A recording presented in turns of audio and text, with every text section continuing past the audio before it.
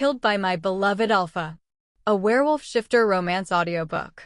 Written by Reinhardt. Chapter 1. Death in Moonlight. The night stank of blood and pine.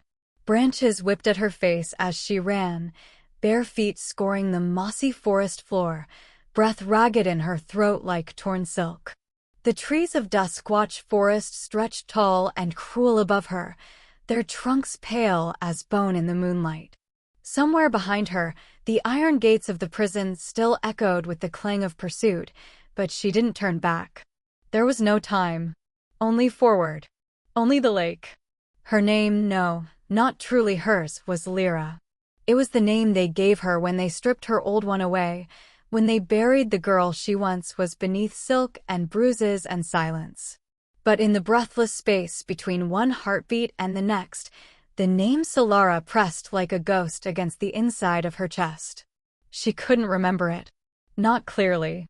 Only that it tasted of lavender and fire. The trees broke suddenly, and she stumbled into the clearing. There it was. Mooshade Lake. It stretched before her like a mirror to the heavens, perfectly still, wrapped in the hush of silver night. The moon hung low, swollen and full, its reflection a glowing coin on the water's surface. 1,000 stories said the goddess watched from that lake. That she answered the desperate. That she listened to the dying. Sylara collapsed to her knees at the shore. Her hands shook as she reached for the water, as if it might carry her prayer. "Please," she whispered, voice cracking. "I don't want to die here. Not like this. Not before I know who I was." Behind her, a twig snapped. She froze. The air changed, thickened. A scent like smoke and wildness slid between the trees.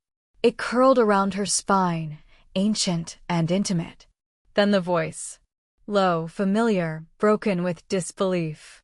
"Sylara?" She turned, just as the Alpha stepped into the clearing. Lucan. Moonlight spilled across him like spilled ink, dark hair tousled, armor still stained with battle ash, jaw clenched. He looked like a prince carved from the night. Except his eyes weren't cold. They were stricken. "Don't come any closer," she said, breath hitching. "You've done enough." "I didn't know," he breathed. "I thought you were still in it," he broke off. "Why did you run?" Sylara stared at him. "Because I remember. I remember pieces. Whispers. I wasn't supposed to be locked away like an animal. You said you'd protect me." Lucan took a step forward. She stumbled backward, feet splashing into the shallows of the lake. Her gown soaked dark, clinging to her knees. Her entire body trembled, not with cold, but with the too familiar pull of his presence. The bond. The thing they said should not exist between an Alpha and an Omega like her. "I came here to be free," she said. "Even if the lake takes me." "You don't understand what you're doing."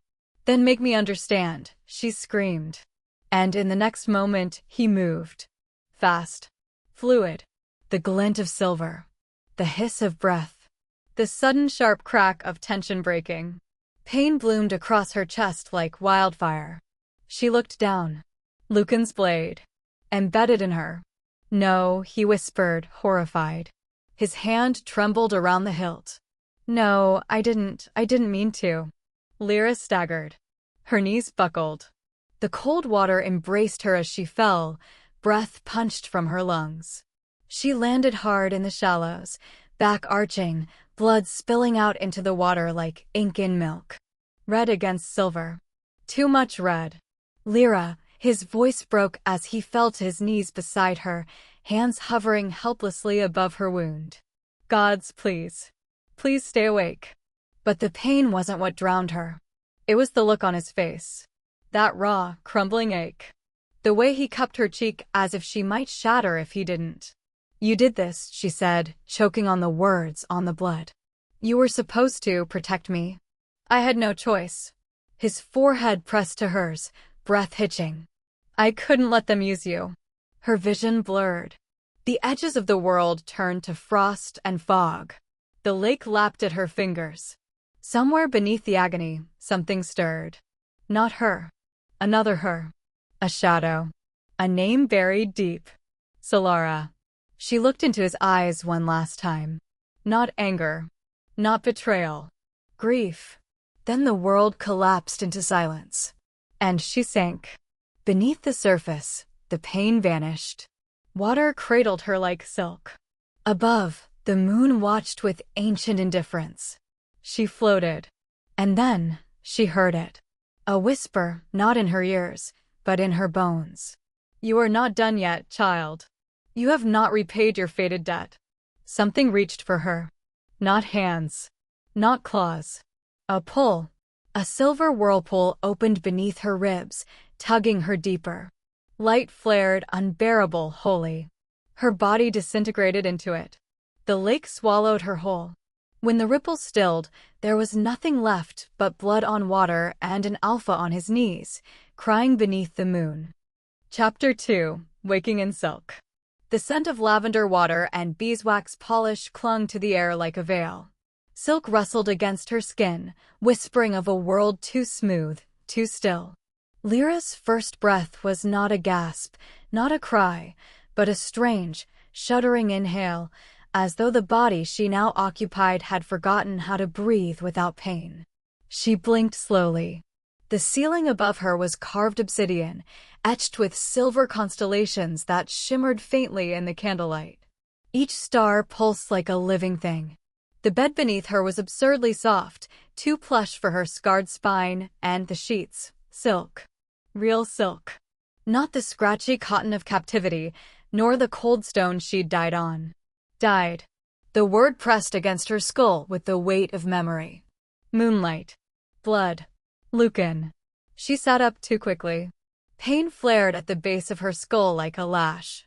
The world tilted, blurred, then steadied again. A soft gasp came from the corner. "Milady, please, you mustn't move so suddenly." The voice was gentle, female. A young woman, no older than 20, hurried to her bedside. Brown hair twisted into a servant's braid, wide eyes too kind. Lyra blinked at her, trying to make her tongue work. It felt dry thick. "Where?" The word came out hoarse. "Where am I?" The maid dipped a cloth in water and pressed it to Lyra's lips. "Obsidian Keep, milady. The West Wing. You've been unconscious for 2 days. Obsidian Keep." The name meant nothing. Not yet. But the air here reeked of wealth, of old power, every seam of the drapery embroidered in moon thread, every candlestick a polished onyx serpent. The mattress alone would feed a border village through winter. "You called me, milady." Her voice cracked. "Who do you think I am?" The maid paused, expression falling into something cautious. "Why?" "Lady Sylara Mayvan, daughter of the Duke of Thormere. You were gravely injured in the accident. The healers feared you wouldn't make it." Lady Sylara. Lyra's breath caught. She'd seen that face once, on a painting, burned to ashes when her village fell. The enemy duke's daughter. Renowned for her grace, her golden curls, her political usefulness. But the girl had vanished a month ago. Rumors whispered carriage crash, rebellion, kidnapping. No one knew for sure. And now she was looking at Sylara's reflection in the standing mirror at the foot of the bed. She pushed back the sheets and stood. Her legs trembled under her weight, the floor a cold bite against her bare feet. She approached the mirror slowly, heart a dull, anxious drum. The girl staring back at her was not Lyra. Her eyes were a softer green, framed by thick lashes. Her skin, once roughened by frostbite and years of scorn, was pale and unmarked.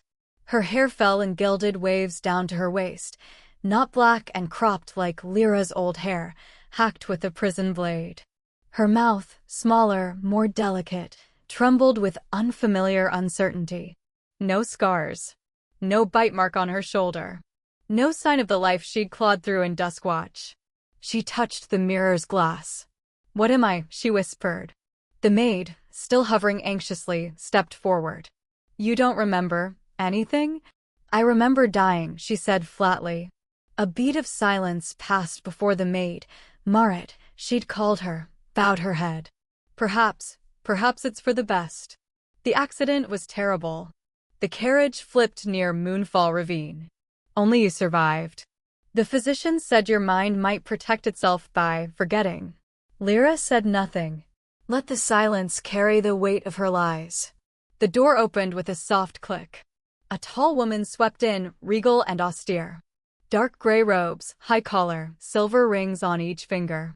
Her presence was commanding, but not cruel, an elegance born of lineage, not vanity.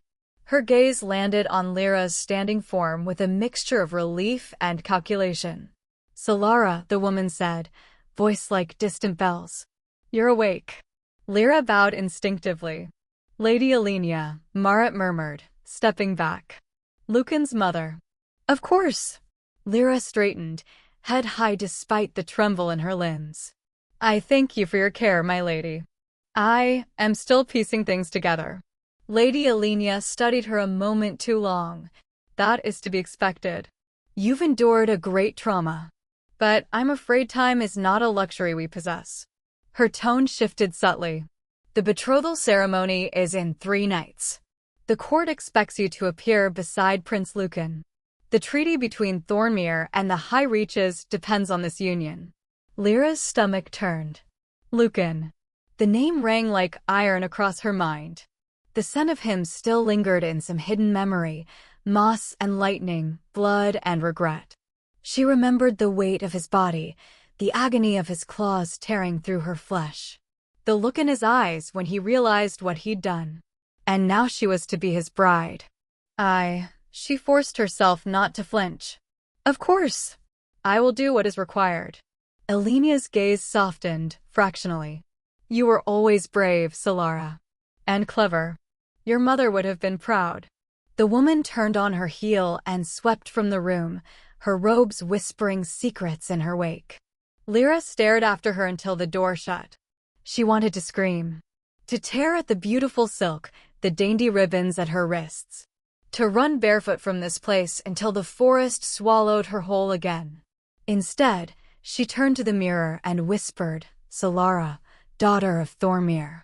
Bride of Lucan. Enemy reborn. She smiled, bitter and trembling. Let's see how long I can play your ghost. The door creaked again. This time, the air changed. Charged. Cold. Lucan stepped into the room. Taller than she remembered. Broader. Dressed in muted black and iron thread, like a man dressed for war rather than court. His face was harder now, shadowed with the weight of command. But the eyes, those eyes, still burned gold beneath the surface. They locked eyes. Recognition flared, then confusion. Then ice. He spoke first. You're awake. Lyra nodded, throat tight. He did not move closer. His hands remained at his sides, curled loosely, but not relaxed. You don't remember anything? His voice was even, emotionless. Only fragments, she lied. Your name. The treaty. That we are to be wed. Lucan's jaw flexed. Convenient. The silence between them stretched like a blade. I don't bite, she said softly. He laughed, once, short, humorless. No. But you bleed. The words landed like a slap. She flinched before she could stop herself. Lucan's gaze sharpened at that. He looked as though he wanted to say more, but didn't. Instead, he turned. Rest well, Sylara. I wouldn't want you fainting before the court. The door shut behind him with a whisper. And she was alone again. But not Lyra. Not quite Sylara. Something else entirely. Chapter 3. A Face in the Mirror. The silence inside the obsidian keep had a weight to it. Lyra sat curled in the corner of the velvet-draped bed, thin sheets tangled at her feet, cold sweat clinging to her back. The fire in the hearth hissed as if mocking her, golden flames licking the stone grate with hungry tongues. Her heart hadn't stopped pounding since she woke to the name Sylara whispered into her ear by every mouth in this cursed place. Not Lyra. Never Lyra. She had asked the maid again that morning, the one named Marit with soft braids and pitying eyes. Is this a jest? My name is Sylara, Marit had said, kindly but firmly. Daughter of Duke Heroine. Soon to be consort to Prince Lucan. You mustn't frighten the physicians again, milady. The fever left your mind tangled. But you're safe now. Please rest. Safe. Lyra snorted aloud at the memory, drawing her knees closer to her chest. The room smelled of crushed rose and something more sterile, medicinal. There was no dagger beneath her pillow. No salt brand tattoo on her wrist. Her body felt wrong, lighter, more fragile, skin too pale, hair that fanned across the bedding in silvered waves instead of her usual cold dark curls. Even her hands looked unfamiliar. She could barely move them without trembling. She swung her legs over the edge of the bed, ignoring the protests of her weakened limbs. The slippers were already placed just so. Every step felt orchestrated, as though she were merely moving along a track already laid down for her. Down the hallway, through the draped passage that led to the eastern wing. The one Marit had mentioned offhandedly, "Mirror Hall is this way, my lady," though it's not often used anymore. Of course, Lyra had remembered. The Mirror Hall. She needed to see. The long corridor opened like a mouth-devouring light. Wall after wall of polished glass framed in black and silver. Columns of obsidian carved with wolf runes stretched high into vaulted arches above her. Candles burned low in sconces, too dim to fully dispel the shadows. The hush of her footsteps echoed like the click of bones on marble. She stopped before the largest mirror. The only one that wasn't cracked. What stared back at her was not her. The girl in the glass was barely 19, no older than a child in Lyra's eyes. Skin like moon milk. Hair silver gold and perfectly brushed. Hollow cheeks, the curve of a bruised mouth. Violet eyes, not Lyra's green, but ancient, weary, hollowed out by something not born of youth. She looked like a ghost who had never stopped weeping. "No," Lyra breathed. "No, that's not me." But the mirror did not lie. It never had. She lifted her hand. The girl mirrored her. A small scar curved under her jaw, a wound Lyra did not remember acquiring. She traced it anyway, hand trembling. "You're not her," a voice whispered from deep within her skull. She froze. It hadn't been allowed. The sound came from inside. Not memory. Not dream. Something cold coiling through her bones, awake now, shifting in the hollow spaces left behind by death. "You're not me." Lyra clutched her chest. "Who?" But the whisper was gone. Like water slipping through cupped hands.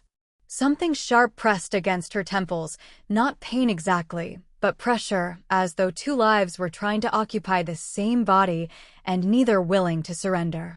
She gasped, swaying, a flood of disjointed impressions slamming into her, horses' hooves, a blood-soaked veil, the screech of wheels, snow. Then it vanished. She stumbled back, bracing a hand against the mirror's edge. "I'm not crazy," she said through her teeth. "I'm not hers." The hall behind her remained still, hushed, watching, until footsteps broke the quiet. They came fast, boots striking marble like war drums. Lyra spun around, already bracing for another servant, another chiding word. But it was him. Lucan. He stood at the far end of the mirror hall like a vision carved from frost and fury. His coat was obsidian wool, lined with silver thread that caught the candlelight like a blade.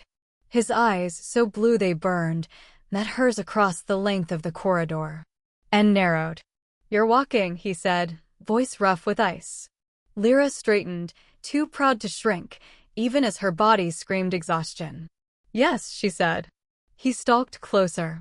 Not running. Not rushing. Just deliberate. "You weren't expected to be on your feet yet." She hated how tall he was. How imposing. The last time she'd seen those hands, they were covered in her blood. "I didn't realize I needed permission."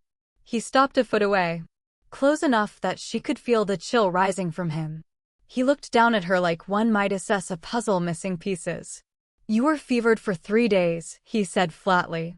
"Now you roam corridors like a ghost." "Perhaps I am one." He didn't flinch. His jaw worked once, slowly. "You're not as you were." "I've been told that." His gaze flicked past her to the mirror. "To be truthful," he said at last, "I remember her differently." Her throat tightened. "Her?" He didn't answer right away.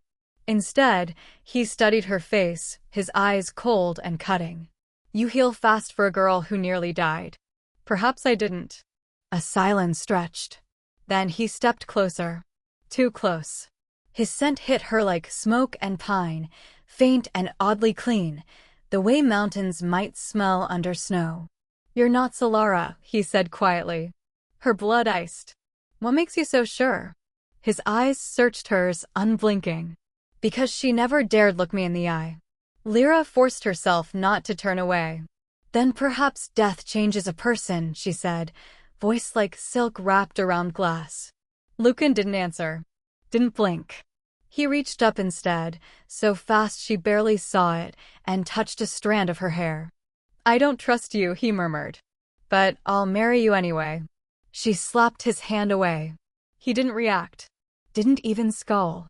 Why? She asked. Because the world demands it, he replied, already turning his back. And because you're very good at pretending to be things you're not. Then he was gone. The shadows swallowed him whole. Lyra stood frozen. In the mirror behind her, her reflection was still staring. But now, something in the eyes had changed. A flicker. A grin. But her own mouth had not moved. Chapter 4. The Alpha's Cold Eyes. The silence in the obsidian-walled council chamber was absolute. Sylara sat poised at the far end of the long, cold table, spine straight, fingers knotted in her lap like they belonged to someone else. The room reeked of dust, old parchment, and something more primal, wolf musk and the iron tang of dominance. Lucan sat at the head of the table.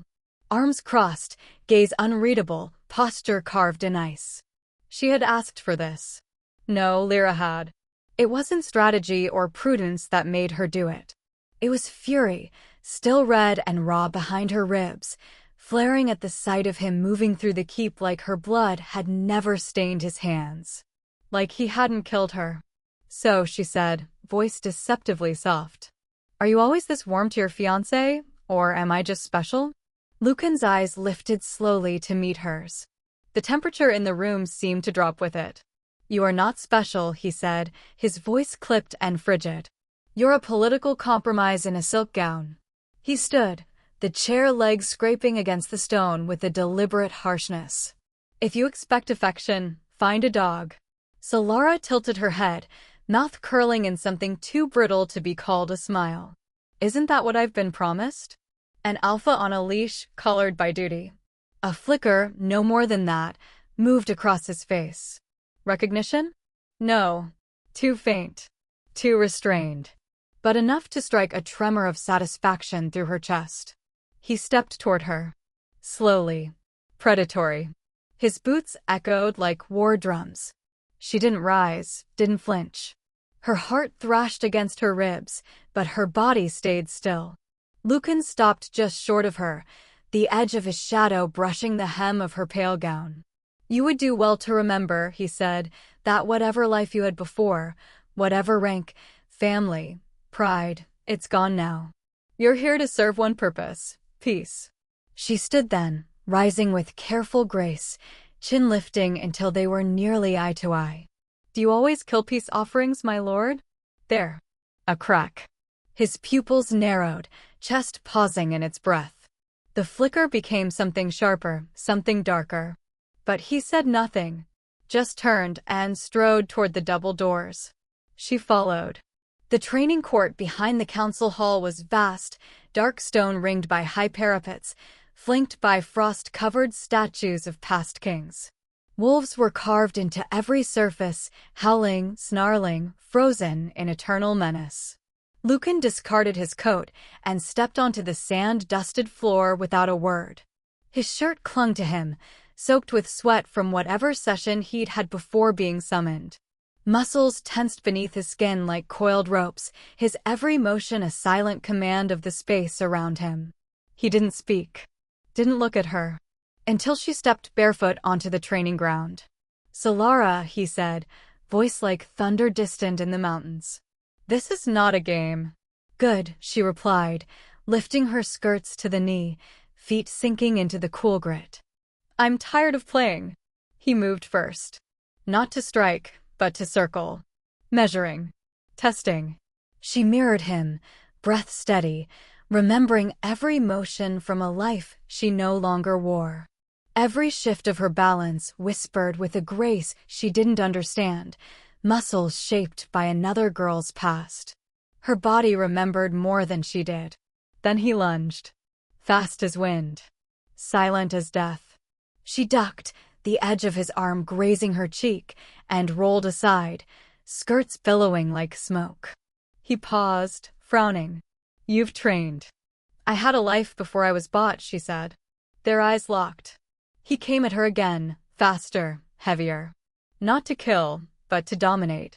She twisted beneath his reach, spun behind him, and jabbed with a wooden practice blade she had swiped from the rack. He caught her wrist mid-thrust. Flesh to flesh. His grip was iron. Their faces were inches apart. Who taught you to move like that? He asked, voice low. She smiled, though her bones ached. You did. He froze. And she twisted free. He didn't pursue again. Later, after dusk had fallen, and the court was empty, Sylara stood alone in her chambers, the scent of sweat and sand clinging to her skin. Her hands trembled as she peeled the gloves off her fingers, one by one. The mark was there. Not on her wrist, where she had expected it, but between her knuckles, a faint line of old red, like a ribbon of dried blood woven beneath the skin. The salt mark. Her body remembered. She pressed her palm against her chest, breath shallow. A whisper curled in the back of her mind, not hers, not entirely foreign. Faint. Female. Distant. You do not belong to the skin. But you are not alone. Her knees buckled. She collapsed to the floor, the stone biting into her, and stared at the crimson line blooming beneath her fingers. The door creaked open. Lucan stood in the doorway. He didn't speak.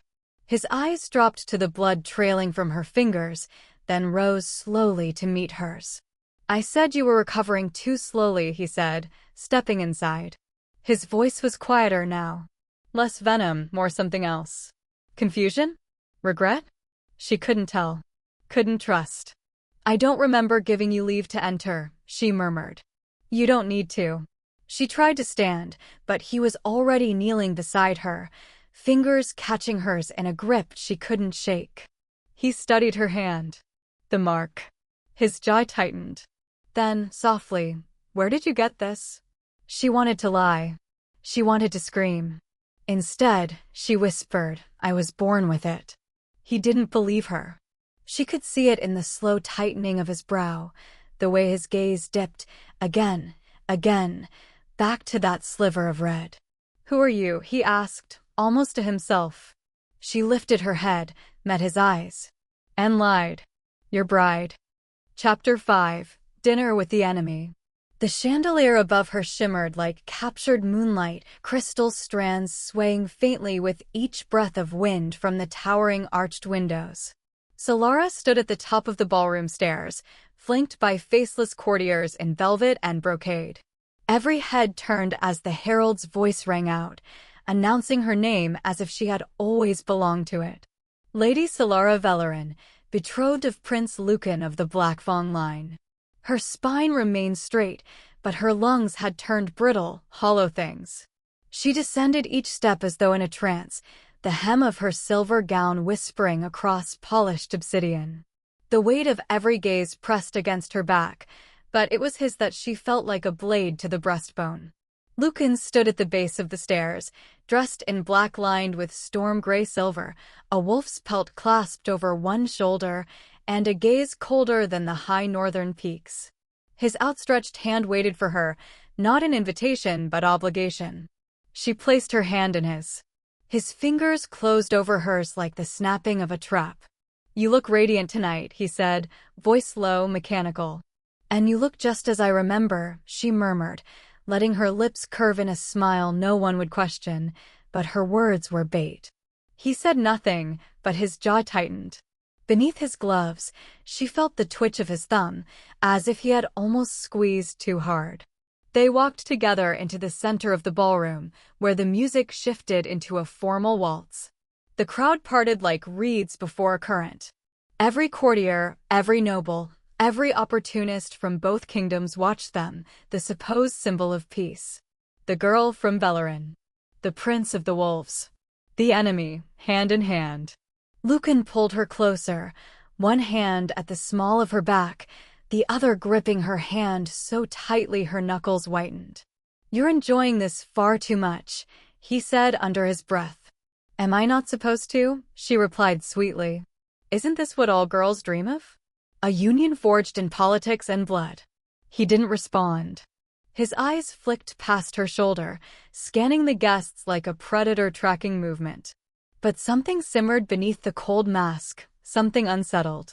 She leaned closer, her lips brushing the shell of his ear. "It's strange. I've heard Moose Shade Lake is beautiful this time of year. Have you been?" Lucan's body went rigid. His steps faltered, just once, a fraction too long. But in the perfection of court dances, even a fraction was a fracture. "Careful," he said, voice sharp and low. "You might make the wolves curious." Her pulse thudded. She had struck something, but it was a dangerous game. "I merely ask," she whispered, pulling back enough to meet his eyes. "You seem the type to enjoy moonlit walks." He didn't smile.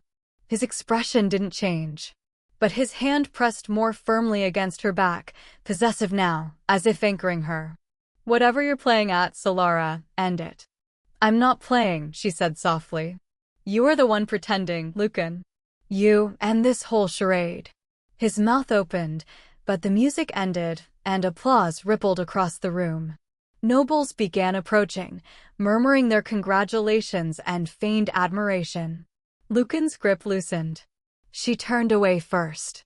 As she moved among the courtiers, smiles pasted on her face like painted lacquer, she let her eyes linger on the high seats, the elder council, draped in blood-red robes and steel medallions, watching her like a lamb fattened for the slaughter. And near them, the High General of the Black Fang Legion, power incarnate, uninterested in peace. Lucan was bound by more than a betrothal. He was a prince choked by the strings of a dozen masters. Later, after speeches and toasts, she sat beside him at the long obsidian dining table. The courses passed like illusions, meats glazed with red wine, fruits carved into roses, wines as dark as blood. She barely tasted a bite. Lucan said little. His fingers toyed with his goblet, the wine untouched.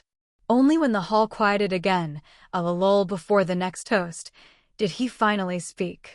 "You're not her." Sylara turned to him slowly, voice soft as silk. "Excuse me." Lucan's eyes were fixed on hers, unblinking. "You're not Sylara." The room didn't hear. Only she did. Her breath stilled. "Is that so?" she said, calm and cold. "And who do you think I am, then?" Lucan leaned slightly closer, his voice quieter than wind through leaves. "You forget that I've stood close to death. I know what souls feel like. Yours doesn't belong to that girl." His words coiled around her spine, pressing into that fracture that never quite healed, the place where blood had met moonlight and drowned in silver. She smiled. "Maybe death changed me." He didn't smile back. "Or maybe you've worn someone else's skin before." The next toast began. Applause burst around them. She turned her head, clapping with a polite expression, her face a mask. But under the table, her fingers curled into fists. He remembered. She wasn't ready for that. Not yet. Later that night, in her chambers, she stared at herself in the mirror. The jewels at her throat caught the candlelight, dancing like stars drowning in ink. Her face, Sylara's face, looked pale, soft, untouched by tragedy. But beneath the surface, her soul thrashed. He remembered the lake. He remembered her. But did he regret it? Her hand rose, fingers grazing the place over her heart where the blade had pierced her. She remembered the cold, the moonlight, the look in his eyes. If he remembered her, if he had killed her knowing who she was, then this engagement was more than farce. It was cruelty. And if he had not known, if her death had meant nothing to him, then it was worse. She turned from the mirror and stepped into the shadows of the chamber. Her voice, barely a whisper, curled into the still air.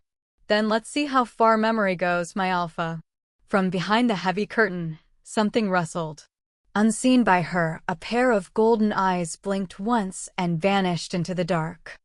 Chapter 6: The Wolf Beneath the Veil. The moonlight curled through the high windows like a breath exhaled in silver. Sylara lay motionless on the bed, her slender limbs half-tangled in the sheets, eyes fluttering behind closed lids. The dark velvet of the night pressed in around her, and the scent of wolves, pine sap, and cold stone filled her senses. In the dream, she was running. Not as Sylara. Not even as Lyra. Just a pulse, a presence, weightless and soundless through the fog-veiled pines. She didn't feel her feet strike the ground, didn't breathe the freezing air. She was only motion and dread, drawn by something ancient, something awful that pulled her toward the shore of the lake. Moonlight dances on the surface like scattered shards of bone. She knew this place. Moonvale Lake. The spot where her life had ended. Where he had ended it. She stood at the edge now, breath rising in mist, and the water rippled unnaturally still. Her reflection should have stared back, but it didn't. Another figure stood there instead. A girl in the same silken dress, but with long, pale hair tangled around her throat, lips slightly parted in horror. Her violet eyes were bloodshot, brimming. Her hands reached through the water, not toward the dreamer, but behind her. Sylara turned. Lucan. Alpha Prince. Monster. Lover. Executioner. He moved slowly, a single drop of blood trailing from the corner of his mouth. Not his blood, hers. It was always hers in these dreams. His golden eyes caught hers. Cold, cruel, imperial. But they faltered. Just for a second. Just enough for doubt to bloom like frostbite. "I didn't mean to," he whispered. But then the dream turned. His mouth stretched into a snarl, and suddenly she felt her own ribs cracking, saw the claws in his hand curve down into her belly, and she screamed. The sound didn't echo in the dream. It twisted back inward, folding in on itself like broken wings. She awoke choking on it. Sheets tangled. Fingers bleeding. Sylara sat upright in the great four-poster bed, her throat raw, her nightdress damp with sweat. The fire in the hearth had long gone out. For a long moment, she didn't move. Her body still trembled, not from cold, but from the echo of pain that did not exist anymore. But it had existed. She lifted her hand to her stomach, half expecting to feel blood warm and thick. There was nothing. Skin unmarred. Nothing but the memory of being torn open. "You're dead," she whispered to the dark. "So why do I still feel it?" No answer came. But then, from somewhere behind her, soft footsteps on stone. Not real. This was still part of the dream. Had to be. She turned anyway. And froze. Standing in the shadowed corner of the room was a girl. Pale. Barefoot. Dressed in the same embroidered shift Sylara wore.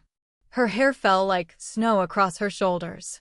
And her eyes were Lyra's. Or were they? Sylara couldn't breathe. The girl didn't speak. She only stared, hands clasped over her chest, as if trying to hold something inside. As if afraid she might come apart. And then she vanished. Gone in a blink. No sound. No explanation. Only the faintest smear of condensation on the glass pane behind her. Sylara rose on unsteady legs, her bare feet cool against the tile. She drifted forward, trance-like, through the private corridor connecting her bedchamber to the old East Tower. The guards never came this way. This part of Obsidian Keep had been deemed unstable after the last quake. Unstable. Like her. The moon still hung low and full outside, casting its ghost light in jagged lines across the mosaic floor. A faint humming called to her, low and insistent like a song trapped beneath the earth.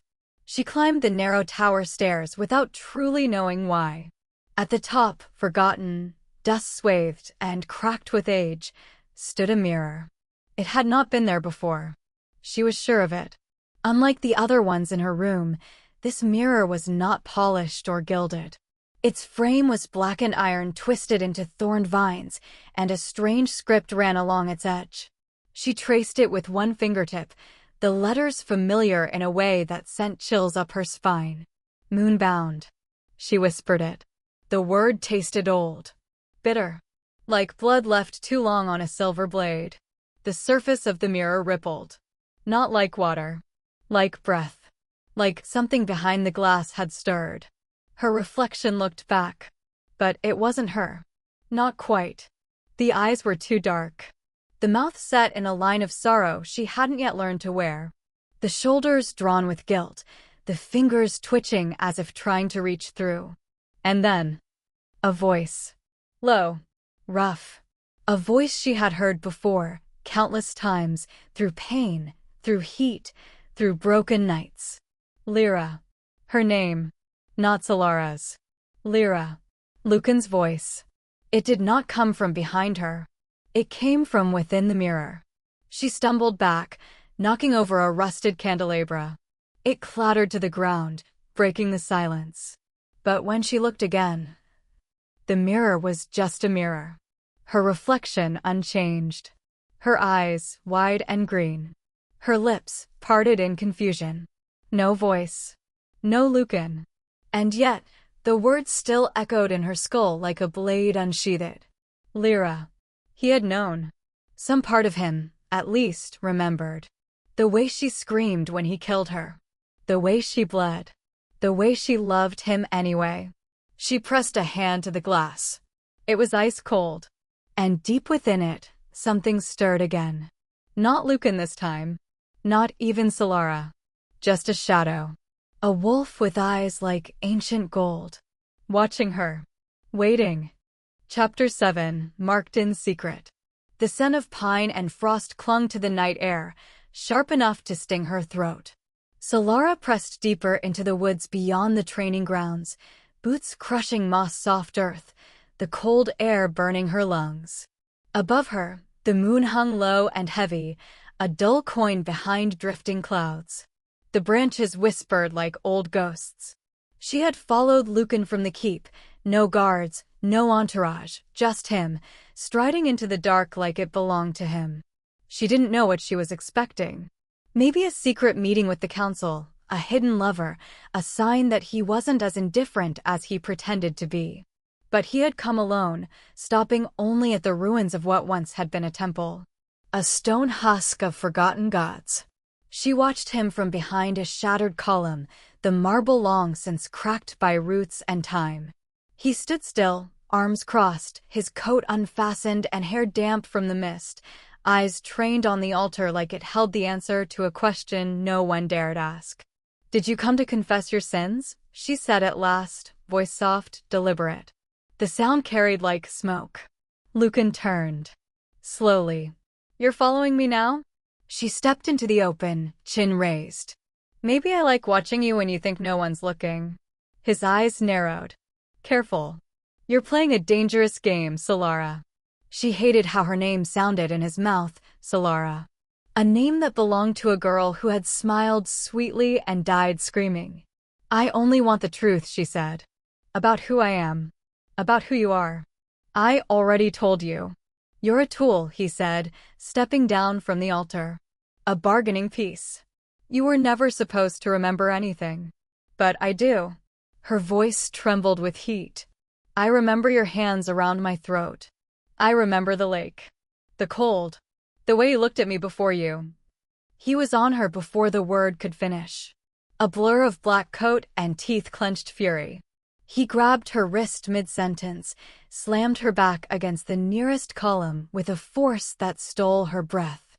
Not enough to break. Just enough to remind her he could. "Don't you dare," he growled, eyes gleaming gold. Her heart raced, adrenaline like fire under her skin. But she didn't flinch. "Why, Lucan? Does the truth frighten you?" His body pressed into hers, hard, tense, too close. "You think you know truth? You don't know what I've had to sacrifice." "I know you killed a girl at Moose Shade Lake," she hissed. "I know her blood was on your hands. Mine. A muscle jumped in his jaw. His breath fanned her cheek, warm, furious. And then, like a match igniting, it happened. Their bodies surged together in a moment neither could stop. A pulse, bright and searing, lit beneath her skin where his hand gripped her. Heat flared up her arm and across her chest. Silver like lightning under flesh. Lucan cursed and tore himself back, but too late. The glow danced across them both, curling like smoke along their skin, burning without pain. Sylara's breath caught as the markings bloomed, ancient runes etched in moonlight, a perfect mirror on his forearm and hers. No, Lucan said hoarsely, staggering back. His hand clutched the glowing mark like it was poison. She stepped forward, disoriented, trembling. You felt that. You saw it. I don't care, he bit out. It means nothing. Her voice broke. It's a mating mark. I don't accept it. You don't get to choose, she shouted. He looked at her, really looked, and something in his eyes cracked. Just for a second. Not pity. Not guilt. Something closer to despair. And then he turned. I reject it, he said. I reject you. He walked away. The forest swallowed him in silence. Sylara stood there, heart hollow, blood roaring. Her arms still burned where the mark had flared to life. Slowly, she touched her chest, fingers brushing the spot just above her heart. The skin there shimmered faintly, pulsing with silver. She whispered, to no one but the cold night, you can deny me. But I'm already yours. The ruins were silent. The wind curled around her, carrying the scent of pine and him. She didn't know if she wanted to cry or laugh or scream. The mark stayed, and in its glow, her revenge tasted just a little more bitter. Chapter 8: The Moonbind Court.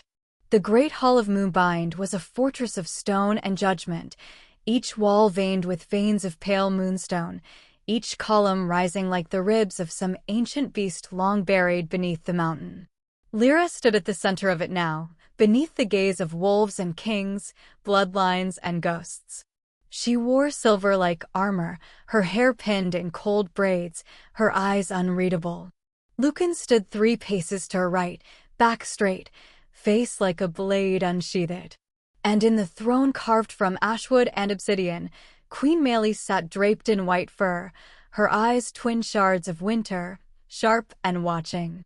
We are gathered, declared Regent Valen, his voice echoing through the chamber like a bell tolling for war, to propose a union between Lucan of the Bloodline and Lyra of the Vale, to secure the lineage of Moonbind and stabilize the dominion of the North. The words hung like smoke. A silence followed, not of surprise, but of anticipation. Everyone knew this was coming. Lyra had felt it in the way her rooms had been moved closer to Lucan's, in the whispering glances of court ladies, in the way Queen Melis had begun calling her child. The kingdom always fed its daughters to wolves in times of unease. Lyra stepped forward.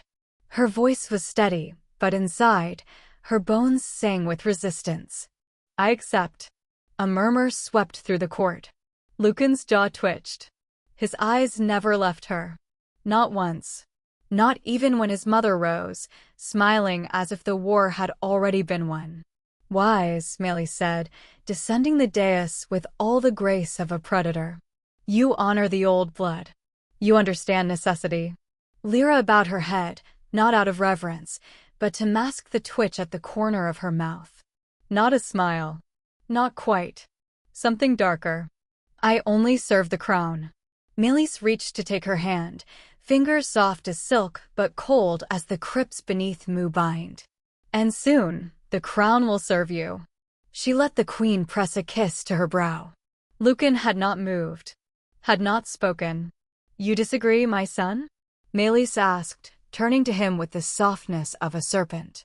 Lucan looked from her to Lyra, and something passed between them, not anger, not betrayal, but something more hollow.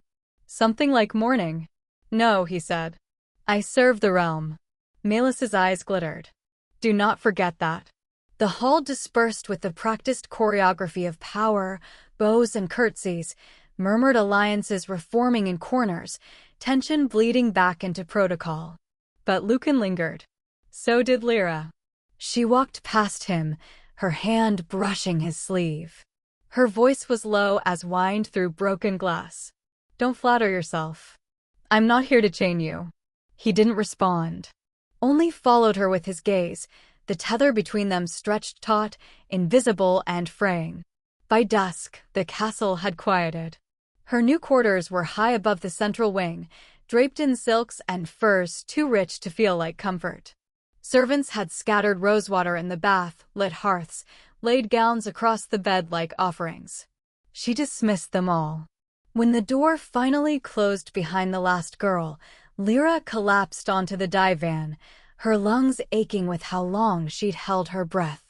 She pulled the pins from her hair one by one, each clink on the stone floor a tiny rebellion. This was not surrender. This was infiltration. The courtiers thought she had yielded. Millies thought she had been bent. But Lyra knew better. She had once been a ghost in the enemy's house. She could do it again. Only now, the house was gilded, and the enemy wore her mark. The mating mark still pulsed faintly under her skin, hidden beneath the lace that now adorned her wrist. A lie of silk covering a truth of fire. She poured herself a cup of wine and drank in silence, staring into the hearth. The flames crackled, the scent of pine resin thick in the air. Outside, the wind howled over the mountain. And then she felt it. A presence.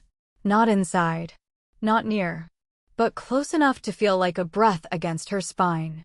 She rose and crossed the room to the tall windows. Pushed aside the drape. Below, standing in the courtyard shadowed by birch trees and stone, Lucan looked up at her. He didn't move. Didn't call. His posture was rigid, his coat undone at the collar, hair tousled by the wind. His eyes held nothing. No desire. No rage. Only the weight of everything he'd never say. She pressed a hand to the glass, not in invitation, but in challenge. His jaw clenched. And then he turned and walked away. Lyra watched the darkness swallow him. She did not cry. There were no tears left for him. Later that night, she crept into the servants' passage behind her chamber and found the hidden door that led to the Hawk Tower. From there, a tunnel veined beneath the outer wall. She knew its shape from her childhood, from the maps her nursemaid had drawn in secret. The escape route was still intact. She returned to her bed before dawn, and when the bells rang for court the next day, she rose with a calm smile and let them dress her in silver. A bride for the beast. But the moon bore witness, and the mark on her wrist burned with truth. She had not been tamed. Not yet. Chapter 9. The Scarred Sentinel. The night wrapped Munfen Forest in a heavy hush, every breath of wind lost to the ancient hush of branches and moss. Lyra moved silently, the weight of her dark cloak absorbing moonlight like ink soaking into parchment. The ground beneath her boots was soft with decay, each step a whisper, each pause a prayer. She was nearly at the ravine. One leap and she'd vanish into the shadowed wilds beyond the keep's outer patrols. But she wasn't alone. You always did run like a thief, a voice growled from the trees. Lyra froze mid-step. The scent reached her first, pine, steel, and old, scorched pain. Then the figure emerged, tall and broad, a jagged scar slicing down one cheek like a brand carved in anger. His armor was dulled by age, his cloak the deep gray of mourning. He hadn't drawn his blade. He didn't need to. Thurin, she said, the name brittle on her tongue. You're still breathing. Unlike the rest of your oak guard? His eyes glinted, gold beneath the grime. Yes. Pity. She didn't flinch. I thought you dead. Lucan told me. Lucan told you lies. Thurin stepped forward, boots crunching old bark. Just like you told me you'd never leave us. That you'd never kneel to that cursed throne. I didn't kneel, she hissed. No? His voice cracked. Then what do you call this, playing consort in Obsidian Keep? Wearing silk and pearls while the bones of your kin rot beneath Munfen soil. Lyra's jaw clenched. She had rehearsed this moment 100 times, how to face the past and not unravel. But Theron's presence, his voice, the fire in his eyes, it peeled her open too easily. I died, Theron. Her voice dropped, low and bitter. She died. Sylara. That name, that life. It burned with the wolves who betrayed me. He laughed, a short, ugly sound. You think changing your name erases the rest of us? You think it erases me? I think it was the only way to survive. No, he took another step, voice shaking. You survived because you abandoned us. Because you let him live. Silence spread between them, sharp as broken glass. She swallowed. I couldn't stop him. You didn't try. Do you think I wanted this? She yanked down the collar of her tunic, bearing the faint silvery flare that pulsed across her chest, where the bond had burned into her skin like a brand. Do you think I chose to be marked by the wolf who killed me? He stilled, the fury in his face slowly collapsing into something darker. He saw it now, the glimmer of silver, the trace of power that couldn't be faked. You're mated, he whispered. To Lucan. Her lips trembled. Not by will. But still bound. Cursed, she spat. Theron looked away, jaw clenched so tightly his teeth creaked. When he spoke again, his voice was quieter. The elders said you fell to madness. That you turned traitor. That you begged for Lucan's mercy. I didn't believe them. And now? He didn't answer. Lyra took a step closer. You still wear the braid, she said softly, eyes flicking to the frayed ribbon of blue threaded into his shoulder pauldron. The oath weave. You kept it. His hand went to it reflexively, then dropped. I buried too many ghosts, he murmured. Didn't have the strength to dig another grave. She stared at him. For one fragile moment, she wanted to reach for that piece of her past. To say thank you, or I'm sorry, or even I missed you. But the forest held no space for softness now. I'm leaving, she said instead. Don't try to stop me. Theron's gaze sharpened. And go where, Lyra? There's no place beyond the reach of the Moonbind court. Lucan will hunt you. You know that. Let him try. You don't understand, Theron said, voice hoarse. He's not the boy who broke you. He's worse now. Darker. He kneels to the moon goddess herself. Offers her blood. Lyra stiffened. What are you talking about? They say he went to the hollow. That she touched his mind. That she blessed him. No, her heart twisted. That's not possible. It is. And you, whatever thread of soul still ties you to him, it's pulling you straight into the fire. I'm not afraid of him. Theron stepped closer, eyes burning. Then you're a fool. For a long time, neither of them moved. The forest pulsed around them, moss breathing, branches swaying like distant murmurs of the dead. Lyra felt Sylara's old fire rise in her chest again, the warrior spirit she'd buried in silk and silence. She met Theron's gaze, unblinking. I will find my way out, she said. Even if I have to drag every cursed piece of myself through hell to do it. Theron didn't nod, didn't soften. But he stepped aside. And as she passed him, he whispered, You once swore you'd never run from a fight. Prove you haven't forgotten how to bleed. She didn't look back. But as she walked deeper into the woods, the ribbon of silver on her chest burned hotter, an echo of a bond she hadn't wanted, and a war she couldn't escape. Somewhere in the branches above, a shadow moved. Watching. Waiting. And far away, in Obsidian Keep, a wolf opened his eyes. Chapter 10, A Betrayer's Smile. The garden was a hush of silver and perfume, every moonflower blooming wide beneath the stars like a secret waiting to be plucked. The air smelled of dusk and something deeper, old pain rising through soil watered by regret. Lyra stood at the edge of the lake, her fingers clasped so tight the knuckles had gone pale. The ripples on the dark water mirrored the tremble in her chest. Then she felt him. Not the soft patter of footsteps on gravel, nor the rustle of foliage disturbed, but that telltale shift in the world, a thread pulled taut. She turned before he could speak. Lucan stood beneath the hanging boughs of an ash tree, his cloak discarded, his hands bare, his breath heavy like he'd run through the night to find her. No armor. No crown. Just him. "You shouldn't be here," she said. "I had to see you." Lyra scoffed, swallowing the surge of something traitorous rising in her throat.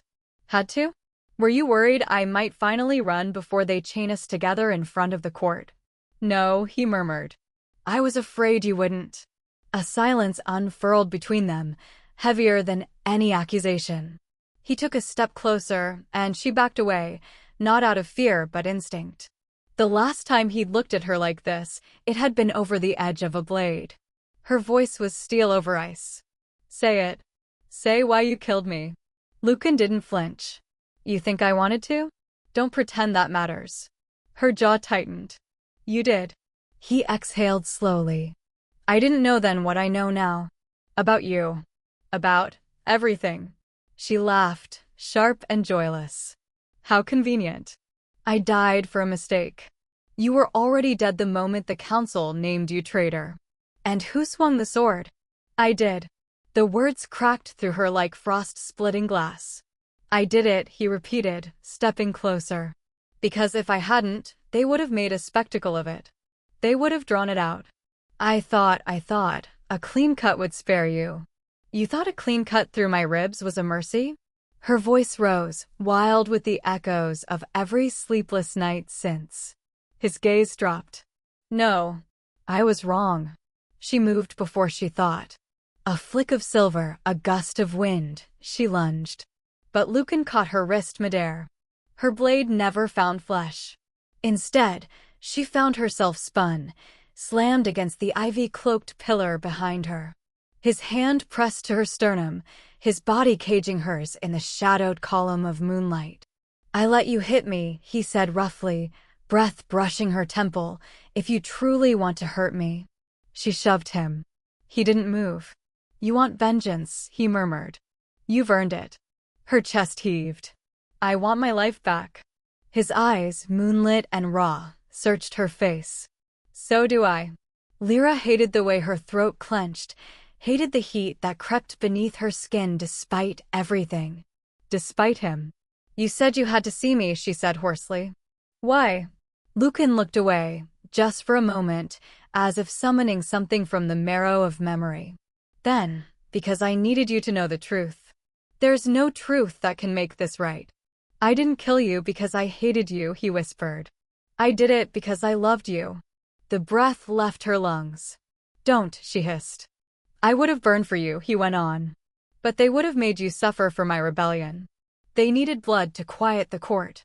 Yours. Not mine. I thought if I played the executioner, I could control it. Make it quick. Spare you pain. And instead, you broke something that cannot be put back together." Their faces were close now, too close. Her anger was a thin, vibrating wire stretched between them. His hand was still on her chest, feeling the thrum of her pulse beneath skin that remembered him too well. She raised her chin. "You should have let them tear me apart. At least then I wouldn't have had to live knowing the hand that held mine carved my grave." He leaned closer until their foreheads nearly touched. "I'm not asking forgiveness," he said, voice ragged. "I don't deserve it." Her body was taut, trembling. "Then what do you want?" "To remember. Just once. What it felt like, before." Her heart stuttered. Lucan reached up slowly, brushing a lock of her hair behind her ear. The intimacy of it undid her more than any apology ever could. She could have struck him again. Could have screamed. But her body refused. When he kissed her forehead, it was not the kiss of a lover or a beggar, but of a man placing a flower on a tombstone. "I won't touch you again," he said. "I won't let myself want what I destroyed." His hand fell away, and the cold filled its absence. Lucan turned and walked into the darkness, each step silent as snowfall. Lyra didn't move for a long time. The moonlight etched her in silver, hollow and frozen. She pressed her palm to her forehead where his lips had been. It burned. And somewhere deep inside, something cracked, not with pain, but memory. Not all of Sylara had died that night. Chapter 11. Blood on White Stone. The moon hung high over the moonbind court, pale and gibbous, casting a milky gleam across the cobbled corridors. Lyra's breath fanned in the cold as she slipped past the guards stationed at the library hall, silent as frost creeping over stone. She shouldn't have come. Every step she took felt like treason, against her carefully planned docility, against the court that watched her every movement, and most of all, against the persona of the sweet, harmless girl Queen Melis thought she had sculpted from the ashes of a dead name. But tonight, Sylara clawed at the edges of her mind. Not with rage, but with suspicion. The death report had been locked beneath 3 layers of seal within the High Priest's records, an archive only opened during coronation rites or post-war evaluations. She'd found it purely by chance, under the guise of researching Moonbind rites, when the brittle pages slid free from their golden clasp like leaves shed in guilt. Lord Valen of Ashcairn. Slain in the night-reaping rebellion. Body unrecovered due to ritual immolation. But the seal of the ritual priest who signed it was smudged. And worse, so much worse, the blood record attached showed a different sigil. Not the family crest of Ashcairn, but the Moonbind Temple's mark. Why would a priest sign my father's death? She whispered to herself now, fingers gliding along the carved stone walls that led deeper into the temple's undercroft. Her cloak barely brushed the ground, yet the sound echoed like footsteps trailing behind her. She reached the circular threshold, runes etched along the doorframe thrumming faintly beneath her palm. The air grew colder. Staler. Lyra pressed her hand against the center. Nothing. Until a pulse, slow and aching, vibrated beneath her skin. Her mark, the silver trace that still seared beneath her collarbone from Lucan's denial, reacted to the glyphs. The door groaned open with a reluctant sigh. Beyond it lay the royal sanctum, the inner circle of the temple where the old gods were once worshipped, now forgotten except by the crown. And by one man. Lucan's scent still lingered. Snow iron and store fire. It pricked at the edges of her senses, coiling in memory, how he had crushed her wrists beneath his grip, held her breath against his chest with one trembling inhale, whispered he should have killed her. The chamber was empty, save for the altar. The stone there was white. Once. Now it was stained in maroon strokes, old and dulled, but unmistakably blood. Lyra stepped closer, breath catching. Symbols carved into the stone, a binding circle, woven with wolf script, spoke of a sealing rite. "Who is sealed here?" she murmured. The air pulsed. She froze. Then again. A whisper. But not from outside. "Return. What is mine?" Lyra turned sharply. Nothing. No movement. The walls remained still, the flame of the distant torch guttering low. She backed away from the altar, heart pounding. Something had been sealed here, and recently. She could feel it, thrumming behind the walls, tugging at her thoughts like a half-remembered scream. "Return my body." The voice was feminine. Raw, like bones scraping inside her chest. She stumbled back toward the corridor, nearly tripping over her own feet, only to crash straight into someone. His hands steadied her instantly. "Lyra." "Lucan." She looked up, face pale. "You were here." He didn't deny it. The silence between them was brittle, coiled tight as a drawn bowstring. "You knew," she said at last. "You knew something was wrong about my father's death." Lucan's jaw tensed. "I was told he died a traitor." "Told? By whom?" Her voice trembled now. "Queen Melis? Valen? Or the priest who sealed him in a ritual?" Lucan glanced away. His hands dropped from her arms. "I came to the altar once. I saw the blood." His voice was low. But it wasn't his. "Then whose?" she demanded. Lucan's gaze was unreadable. "It doesn't matter now." She stepped forward, fury breaking through. "It matters to me. He was my father. And if someone used my bloodline to seal someone, then I want to know what it was." Lucan remained silent. The light caught the faint edge of his mark, his own binding line, nearly hidden beneath his color. It shimmered faintly, responding to hers. "I heard a voice," she said, softer now. "It said, return my body. It sounded like me. Lucan flinched. That was enough. You've been hiding things from me since the beginning, she whispered. You kissed me like I mattered. Then turned your back like I was dirt. What else is a lie, Lucan? His hand lifted as if to reach for her, then faltered. I'm trying to keep you alive, he said at last. She laughed bitterly. By turning me into a pawn? I was safer when I had nothing. Now I have a title, a court, and a chain of secrets strangling me from every side. Lucan's voice dropped. You're not the only one bleeding for this kingdom. But I'm the only one who doesn't know why. The pain in her voice cut deeper than accusation. She turned, cloak flaring behind her, but not before she caught the flicker of something in his eyes. Guilt. Regret. Or worse, recognition.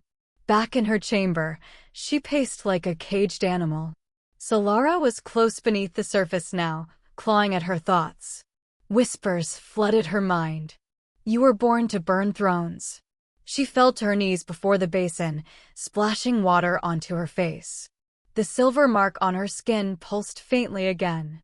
Unyielding. A knock broke the silence. She didn't answer. A voice came through the door, low and urgent. Lyra. They're summoning you to the High Council. They've uncovered a traitor in the bloodline. Her blood turned to ice. And the whisper came again, inside her head. Return what is mine, or be unmade. Chapter 12. The silent body sleeps. The mirror shimmered. It had no frame, no surface to touch, and yet it stood before her in the darkness like a gate torn open in a world that had long since forgotten how to dream. Lyra stood barefoot, the hem of her nightdress whispering against a floor that felt like glass and snow all at once. Around her, silence, soft as breath.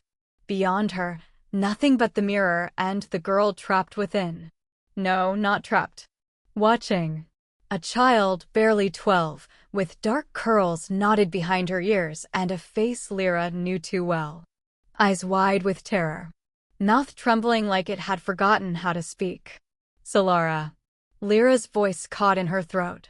Sylara, she whispered, her breath making ripples on the mirror's surface. It's me. The girl took a step back, shaking her head in disbelief, panic blooming across her young face. The air between them pulsed as though the very fabric of the dream bent under two names, two souls, two truths trying to occupy the same space. You're not me, Sylara said. You're not me. I never said I was. Lyra's voice was quiet, but steady. But I carry what you could not. I remember what you wanted to forget. You stole it. Sylara cried, voice breaking. You stole everything, my face, my body, my name, Lucan. The sound of his name made the dream tremble. The mirror warped, grew taller, stretched like skin pulled too tight. Sylara's form distorted behind the glass, then settled again. Still a child. Still furious. Lyra's hands curled into fists. I didn't ask for this, she said. Do you think I wanted to waken your skin and your memories and your grief? You think it was grief that made me leave? Sylara's tone sharpened, slicing through the air. I would have burned the court myself if I hadn't been taken. You wear my body like a cloak and pretend you're the one bleeding for it. I am bleeding, Lyra said, stepping closer to the glass. You ran from pain. I've had to live in it. Sylara's face darkened. Her small fist struck the inside of the mirror, but no sound came. You don't understand, she said through clenched teeth. You weren't raised to kneel in a warrior's silence. You don't know what it is to bear a father's blade, a mother's oath, a kingdom's weight before you even bled. I know what it is to be used, Lyra snapped. To be bent into something for others' convenience. I know what it is to have a future stolen, only mine was yours. Sylara stared. A war of tears and hatred waged in her reflection. Lucan is mine, she whispered. Lyra's heart staggered. It wasn't the words. It was the desperation in them, the unhealed wound stitched into every syllable. A claim not born of arrogance, but of something far crueler. I never tried to take him from you, Lyra said, barely able to hear herself now. I didn't even know. He marked me, Sylara said. Not the way you think. It was before the war. Before everything. He was supposed to be my bondmate. Lyra couldn't breathe. Sylara pressed her hands to the mirror, her voice trembling now with something between pleading and fury. They erased it. All of them. When I was taken, when I disappeared, they said the mark was broken. That I had died. They forced Lucan to forget. Lyra stared at her, at this child that was not a child, this ghost of a girl too loyal for her own survival. But he hasn't forgotten, Lyra whispered. Solara's gaze snapped up. He dreams of you, Lyra continued, something raw building in her throat. Even when he looks at me, I feel the pull. I thought it was me, but it was you, wasn't it? It was always you. Sylara didn't answer. Her lips parted, but no words came. The air crackled. And then the mirror shattered. Not in shards. In light.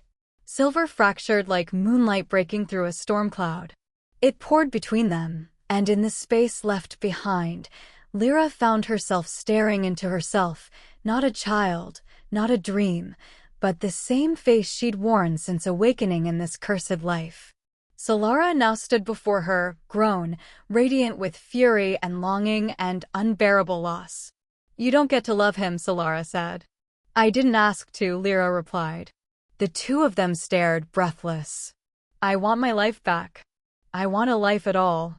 They were not echoes. Not halves. They were collisions. The world around them warped again, and the dream shivered into pieces. Trees rose like spires of bone. A lake gleamed with black light. They stood in the center of a mirrored field, the sky made of glass and memory. Sylara stepped forward. You can't keep suppressing me, she said. The more you deny me, the more I'll bleed through. Lyra nodded, jaw tight. I know. Then why do you keep pretending it's your story? Because I'm the one who has to finish it. Sylara hesitated. In the silence that followed, something began to crack. Not the mirror. Not the dream. Them. Their souls were splitting. Lyra clutched her head, staggering, and Sylara fell to her knees, gasping.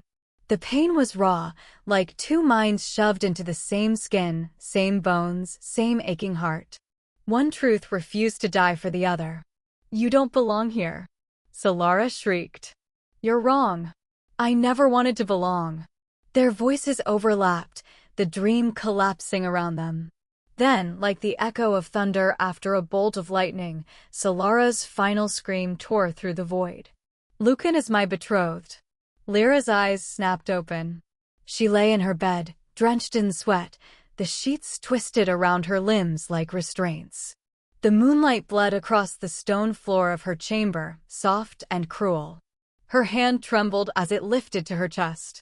The silver mark glowed faintly, just beneath the skin. And somewhere outside, past the veil of stone and silence, she thought she heard a voice, too faint to place, too familiar to ignore. A voice that said, choose. Choose which soul would survive. Choose which love would be allowed to burn. Choose, before the body tore itself apart. Chapter 13, A Wolf in Chains. The moonbind throne hall had not seen this many shadows since the crowning of Queen Melis. Tall, cold pillars stretched toward the stained glass ceiling, pale moonlight trickling down like judgment through ancient panes. Every step echoed in the vastness, as if the walls themselves held their breath. Lyra stood near the base of the obsidian dais, where the queen presided in silver-stitched robes, flanked by masked attendants and armed enforcers.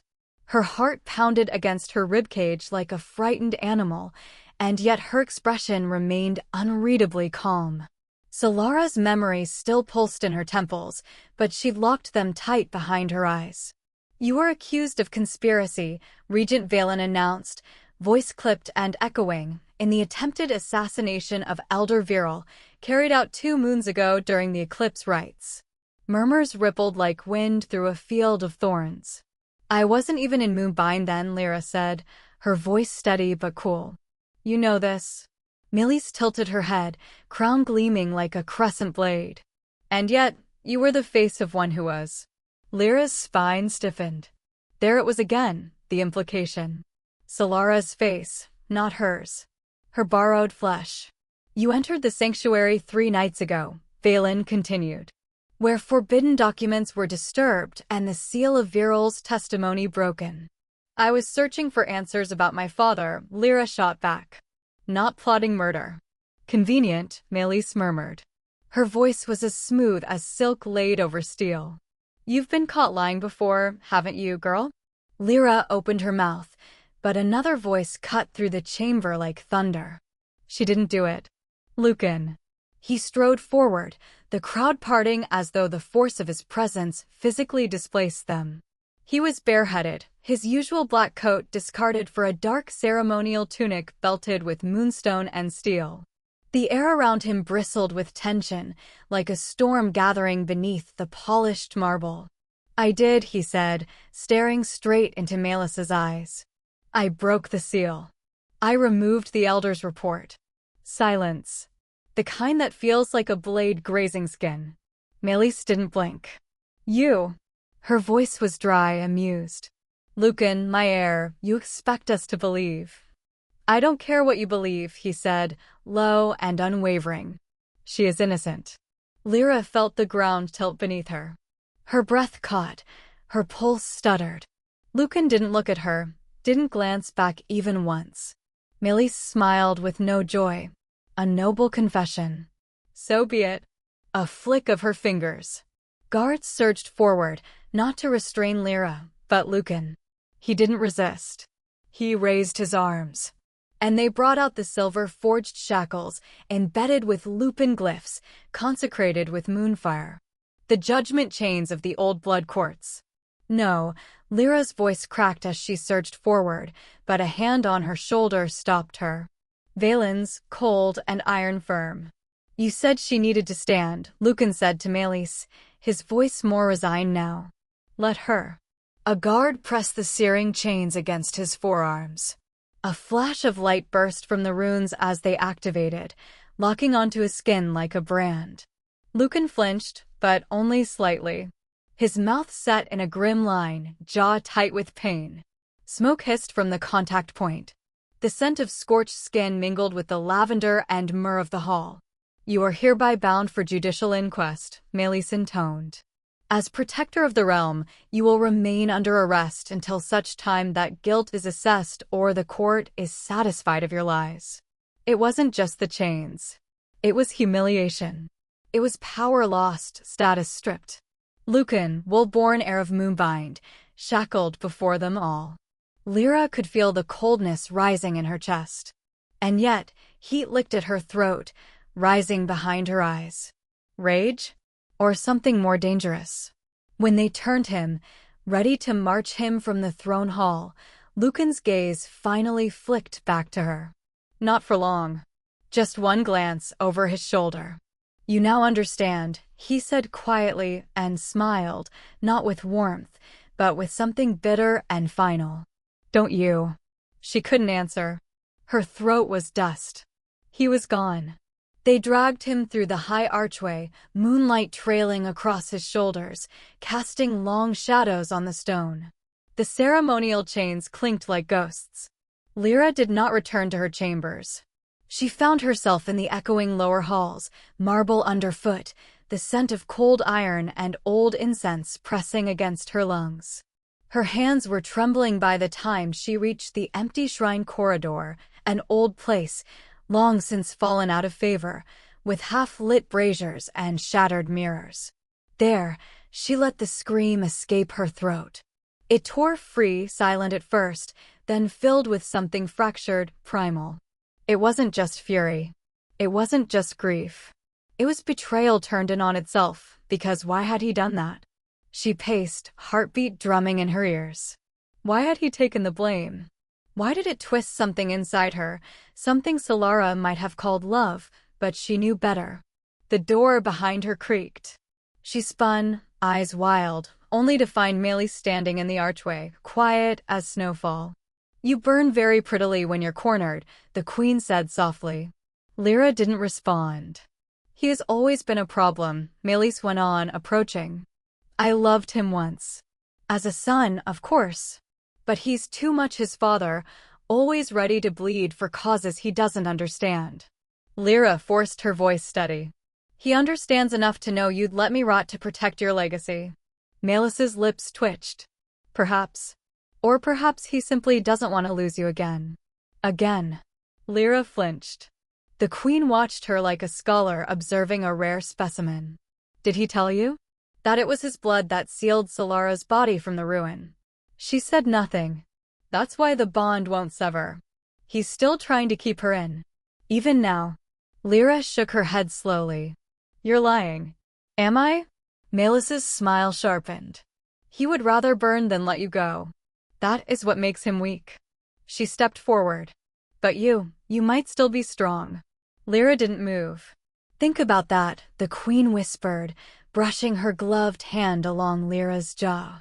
Before he drags you under with him. She didn't sleep that night.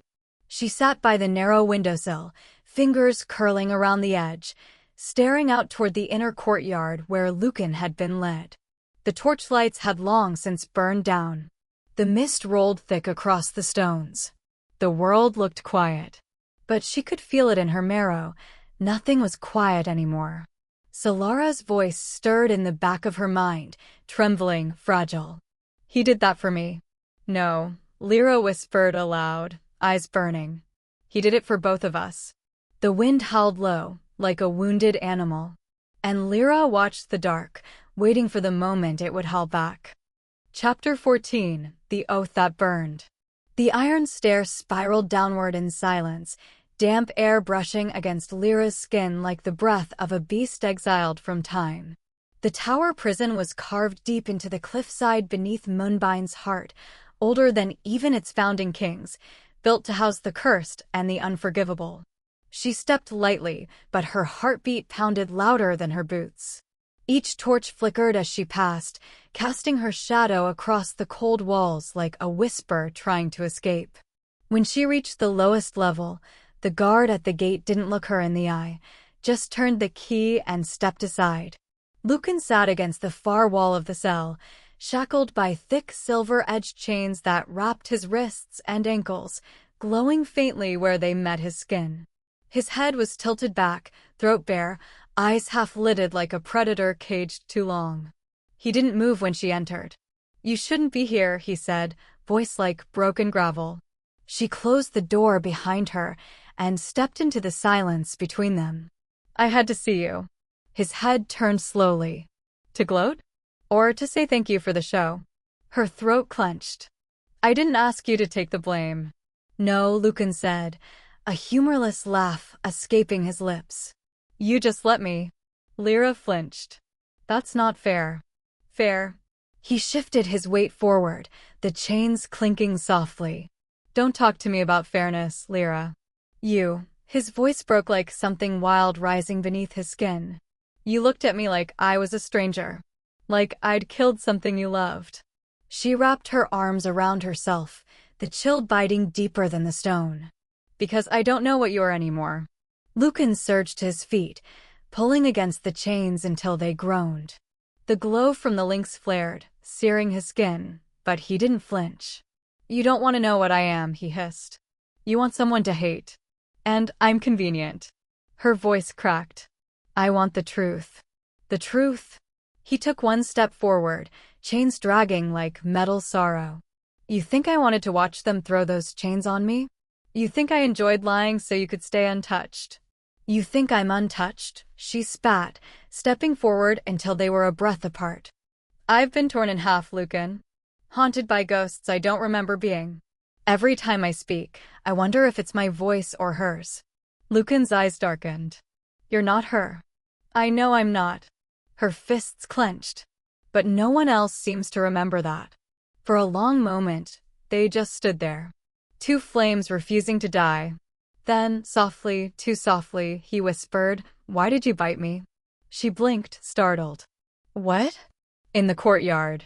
Before they took me.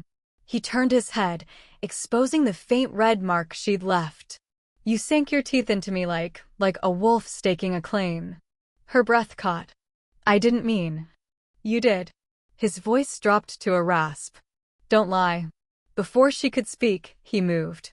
Chains rattled violently as he slammed her against the wall.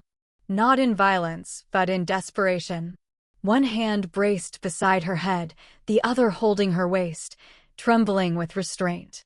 "You came here," he said, breath ghosting against her lips, "because part of you wanted this. Even now, you smell like you're burning." Lyra's lungs stuttered. The closeness was unbearable. She could feel the heat of him even through his pain. "Get off," she managed, but her hands didn't push. "You don't mean that." She bared her teeth. "Don't you dare mark me." "I wasn't going to." He leaned in. His lips brushed her jaw, then the hinge of her throat, hovering above the bond scar, the ghost of another mark. "But I thought about it." She gasped when his teeth grazed the skin, not biting, not breaking, but claiming space he no longer had the right to. The tension snapped. She twisted, shoving him back, and as he stumbled, she lunged. Her teeth sank into his neck, hard enough to draw blood. Lucan stilled. Not from pain, but shock. She pulled back, panting, hand pressed against his chest. "You don't get to pretend I'm yours," she said, voice shaking. "Not after what you've done." His eyes were wide, fevered, and not from rage, but something raw. His blood trailed down his collarbone, slow and crimson against pale skin. "I wasn't pretending," he whispered. "I just forgot I'd lost the right." She turned away, trying to breathe. Behind her, the chains clinked again, softer this time. Then came his voice, low and broken. "I'm not your enemy, Lyra." She paused, eyes closing. "No," she said, more to herself than him. "But you're not my salvation either." She walked out before he could answer, the torchlight dancing behind her like a second heartbeat. And behind her, in the quiet of the cell, Lucan sank back to his knees, blood still warm on his throat. And smiled. Chapter 15. A Thorn for a Queen. Lyra stood still as the golden doors of the moonbind throne hall creaked open before her. The light inside was too white, too clean, measured and weaponized like everything in this place. Every polished stone step beneath her feet seemed to whisper judgment. She walked forward, veil lowered, jaw taut, every motion composed. Not hers, not truly. It was Sylara's body still, but Lyra had learned how to wear it like armor. And in this moment, she needed it. Regent Valen waited on the obsidian throne, lounging as if the crown had never grown heavy in his hand. Millie stood at his side like a blade sheathed in silk, lips curved in the semblance of a smile. "You honor us with your presence, Lady Sylara," Valen drawled, his voice warm enough to sting. "I hope the summons did not wake you from too pleasant a dream." Lyra lifted her head, letting the veil slide back just enough to show her face. "Not a dream. Just silence. It's easier to think without a court whispering at my heels." Millie stepped forward smoothly, her lavender robes brushing the floor like petals over blood. "Then you will enjoy what we have arranged. A chance to shine before the people. The Queen's Thorns ceremony returns, and you, child, shall be our central rose." Lyra didn't flinch. She had already heard whispers of the Queen's Thorn, an ancient rite meant to test not just poise, but obedience. A performance to parade contenders before the court under the guise of pageantry. But it was more than that. She had read the fine lines in hidden books, traced seals on dusty parchment. The rite bound more than just titles. It rooted souls to the palace, locking them into the framework of Munbind's ancient oaths. And Millie knew it. "You mean to keep me here?" Her voice was even, but the words struck like thrown knives. "Tie me down with thorns and titles. Is that it?" Melis's smile was a shard of ice. "We mean to celebrate your return. And protect the crown's interests. As your father's daughter, as the girl who carries Sylara's name, it is only fitting." Valen leaned forward, fingers laced. "Unless, of course, you object." Lyra breathed slowly. She could feel it, the traps setting around her. The longer she stayed in this palace, the more the doors seemed to close. Her body was no longer hers, and now they sought to carve her soul into their mold too. But she wasn't the girl she had been. Not the one who shook when a door slammed, or who trusted pretty lies from wicked mouths. "I'll enter your little spectacle," she said quietly. "But I'll add a condition of my own." Melis arched a brow. "Conditions? You think you're in a position to bargain?" "I think I've died once before. What more can you take?" That silenced the room. Lyra stepped forward, letting the words fall like stone into still water. "If I win the Queen's Thorn, I want access to the Royal Archive. The sealed records regarding Sylara's death. Full access." Valen's eyes gleamed with something unreadable. "And if you lose?" Melis pressed. Lyra smiled, thin and sharp. "Then I'll play your perfect puppet. I'll stay, smile, and twirl in thorns for as long as the court desires." There was a pause. Then the regent clapped once. "Brilliant. The people will love it. A royal reclaimed, rising from ruin to glory." "She is not reclaimed," Melis said coldly. "She is possessed. The soul within her is not Sylara's alone." Valen's gaze never left Lyra. "Maybe not. But perhaps that is why she's interesting. I've known Sylara since she was a child." She wept if a ribbon tore. You've eyes like a girl who's already buried her own name." He stood, stepping down from the dais.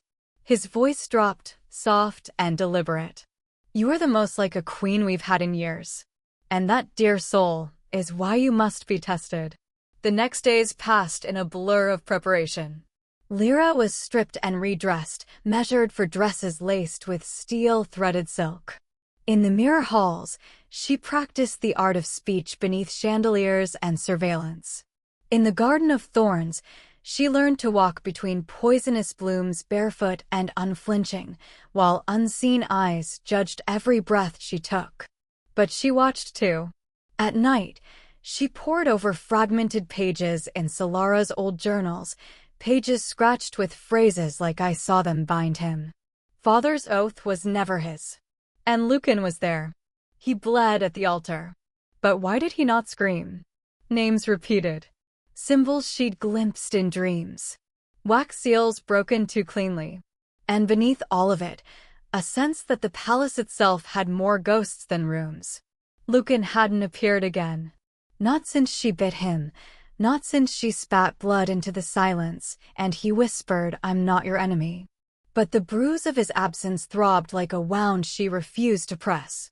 The night of the ceremony, the moonbind court assembled beneath the vault of the thorned hall. Ivy twisted over iron archways. Candles bled from ceiling chains like stars trapped in webs. The crowd murmured as she stepped into view, draped in white, with silver thorns embroidered into her skirts. She wore no veil this time. She didn't need one. Her gaze was a challenge, her spine a spear. The ceremony began. Other girls curtsied, offered sweet nothings, recited lineage and dreams. Lyra did none of that. She stood still when spoken to, answered in truths so bare they felt like knives. "I do not dream of crowns," she said when asked her ambition. "I do not fear death," she replied when asked of sacrifice. "And I am not yours," she said to the court, no matter how pretty the prison. A hush fell like frost. Valen rose from his throne. "Well then," he said, voice smooth as black water, "it seems we have our queen." She didn't smile. Melis did not clap. But she stepped forward all the same, holding a silver seal and a small blade on a velvet pillow. "Tradition," she said softly, "demands blood." Lyra did not flinch as the blade kissed her palm. The blood ran red down her wrist, trailing into the silver sigil carved into the throne base. The hall held its breath. And the world seemed to tremble. Just for a second, beneath the polished stone, she felt it, something shift. As if the soul she wore stirred and recoiled. "No." The whisper echoed in her skull like a scream. "Don't let them chain us again." Lyra blinked. The voice had not been hers. Not fully. The ceremony concluded in triumph, but she barely felt it. As the crowd thinned and shadows reclaimed the corners of the hall, Valen stepped beside her. "You wanted records," he said, voice low. "You'll have them. Be careful what you open." "I intend to open everything." He looked at her then, long and unblinking. "You should know," he said. "If you tear the veil wide enough, the ghosts on the other side will not stay sleeping." She turned her head, met his gaze with steel. "Good. Let them wake." And far above them, in the highest spire of the moonbind tower, the old bells stirred. Not rung. Not yet. But they remembered the sound. Of war. Of ruin. Of queens who refused to die.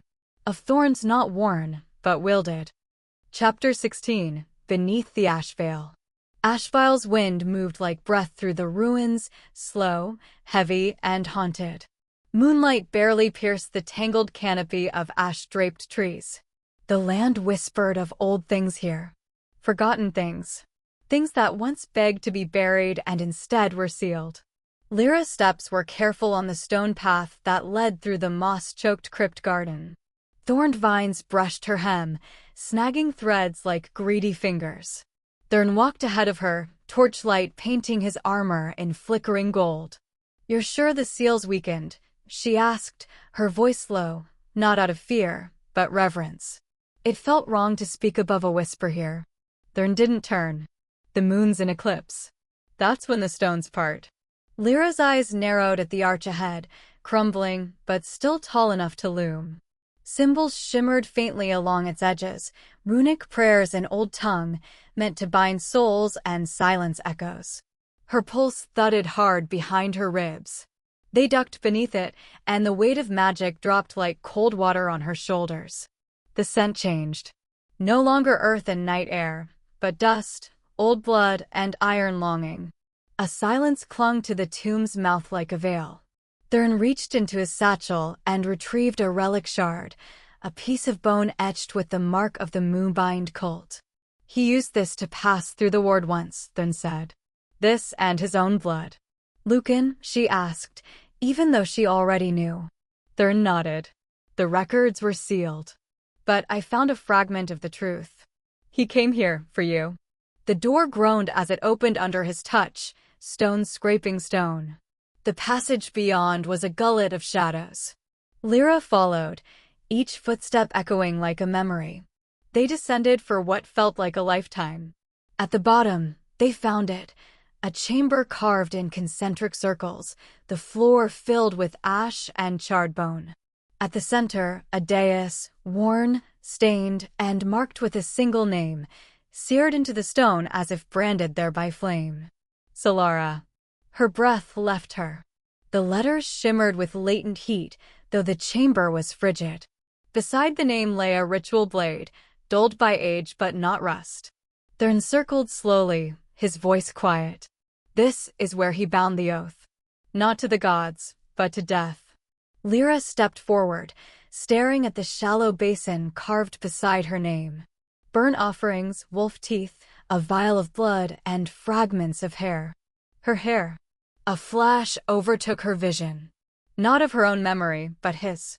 She saw Lucan, kneeling before the altar, his hands cut open and bleeding into the bowl.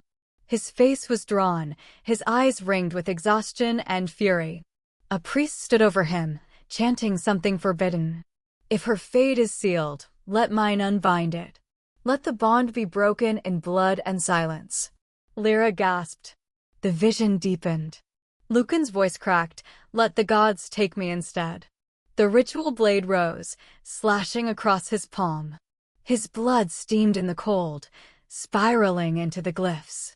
Behind him, Sylara lay still on a stone slab, pale and unmoving. He kissed her brow. Then, a scream. The ritual backfired. He staggered. She convulsed. Light bled from her skin like something sacred being torn open. The vision ended with silence. Lyra stumbled back, her throat tight, her skin clammy. She dropped to her knees beside the altar, staring at the ash-covered surface. "He didn't murder her," she whispered. "He tried to unmake her fate." Thurn didn't speak. Lyra's fingers trembled as she brushed away the dust from a small, locked box beside the dais.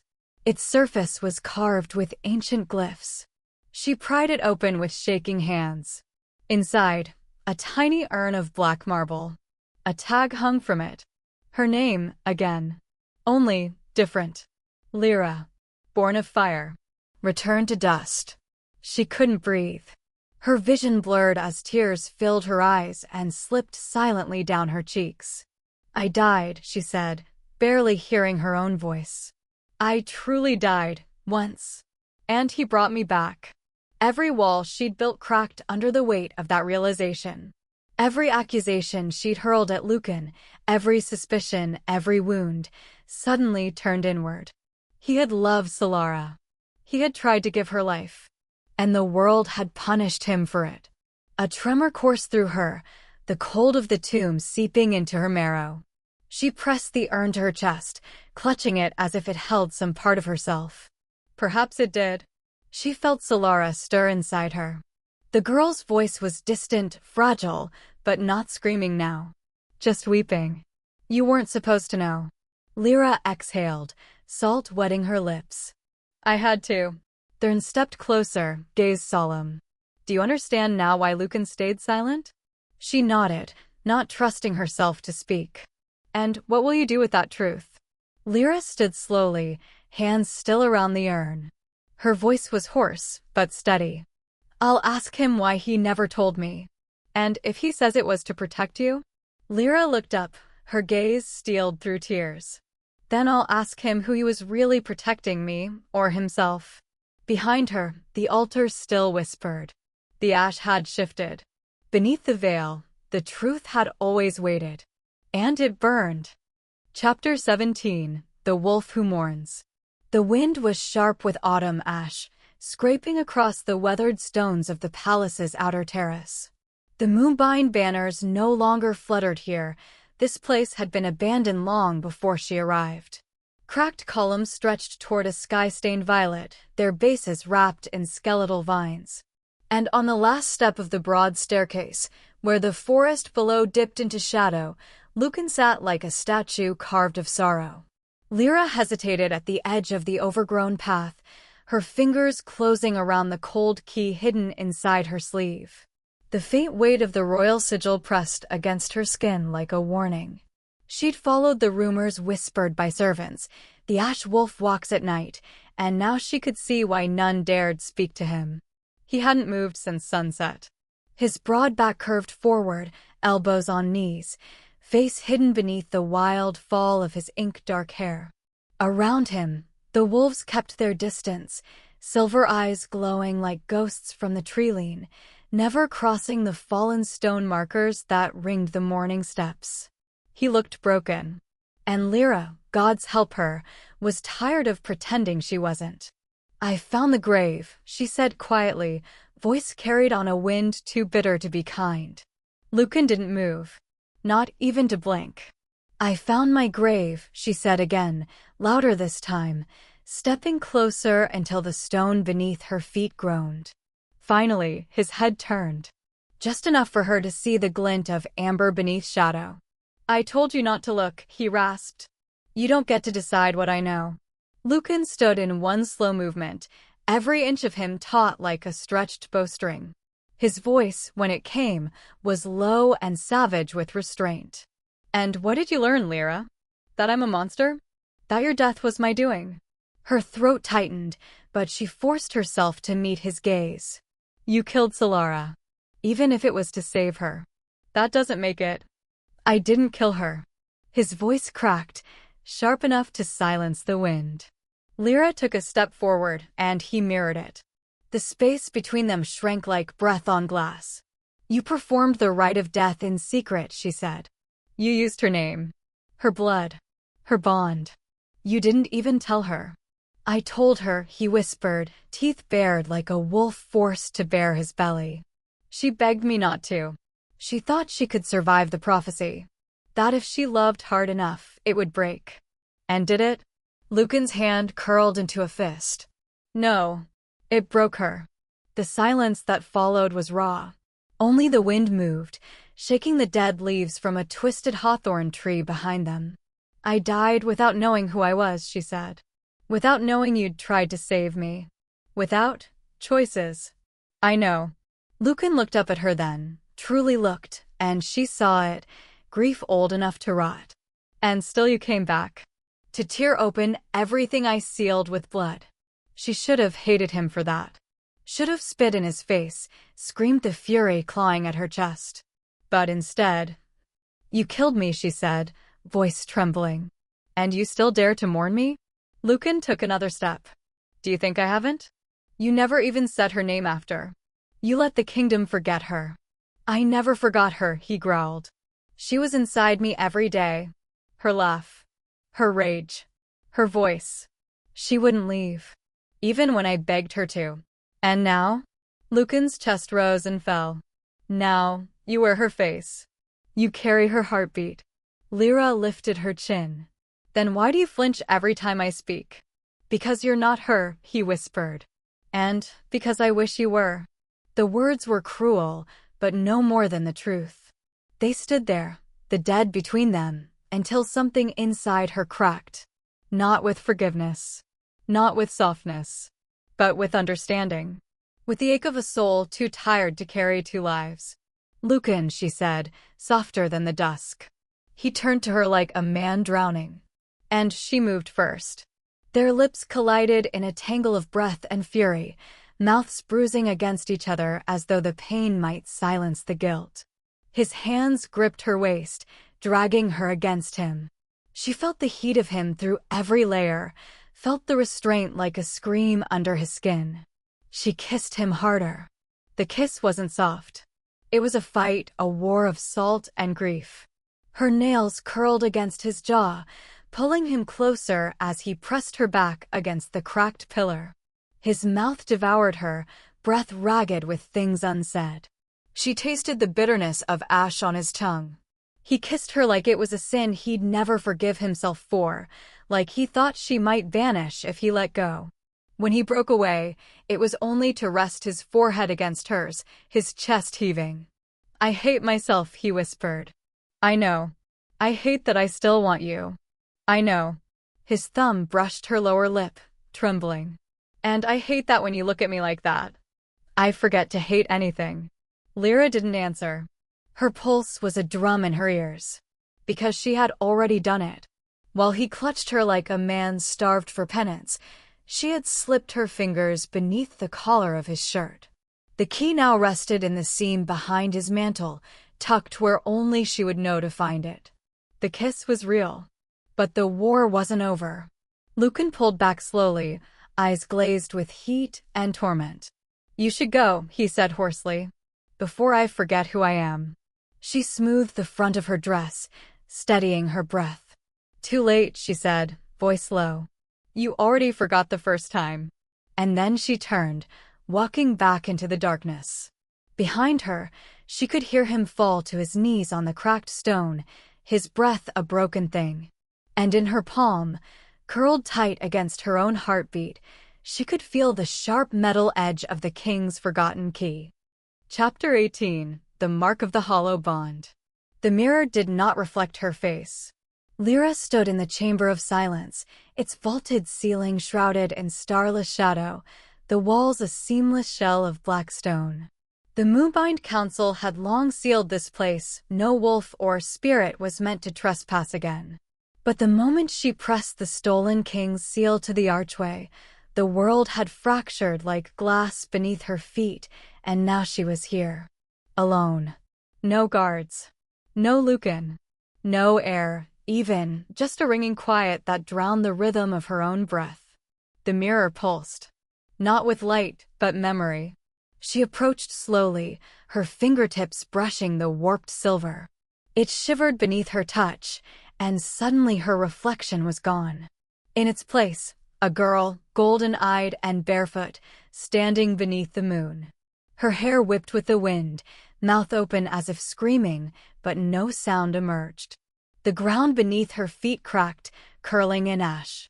Behind her, Moonbind burned. Lyra's voice was a rasp. Sylara. The name tasted strange now. Foreign, yet terrifyingly familiar. The mirror image did not move. But the air did. It twisted, coiling into words not spoken by lips. "You were not meant to return." Lyra's hand dropped. "You were not meant to awaken." "No," she whispered. "No, I'm not you." I'm Lyra? The name broke like brittle ice. The mirror flared, light slashed across her vision, and she fell backward, landing hard on the cold stone floor. The voice came again, clearer now, like water over bone. You're me. You always were. Images surged like a flood. She saw herself, Sylara, wrapped in the ceremonial shroud, hands bound in vines slick with blood. An elder's voice rang out. She carries the bloodline fracture, the devouring curse. If she comes of age, the gods will return to ash the kingdom. Another voice, Lucan's, cut in like steel. Then mark me instead. I'll take the vow, the bond. Let me be the one to burn. And he did. In the center of a salt-ringed altar, Lucan offered his soul, his memory, his mind to the gods. She watched as a silver cord snapped between them. The bond, once so luminous, turned black and hollow, siphoned of life. He fell, clawing at his own chest, while she screamed his name and vanished. Sylara died that night, and Lyra was born in the echo. The girl now staring at the mirror was not an intruder. She was what remained. She pressed her palm to the glass again. This time, the mirror did not resist. It parted like water. She stepped through. The new chamber beyond was a library, but not of books.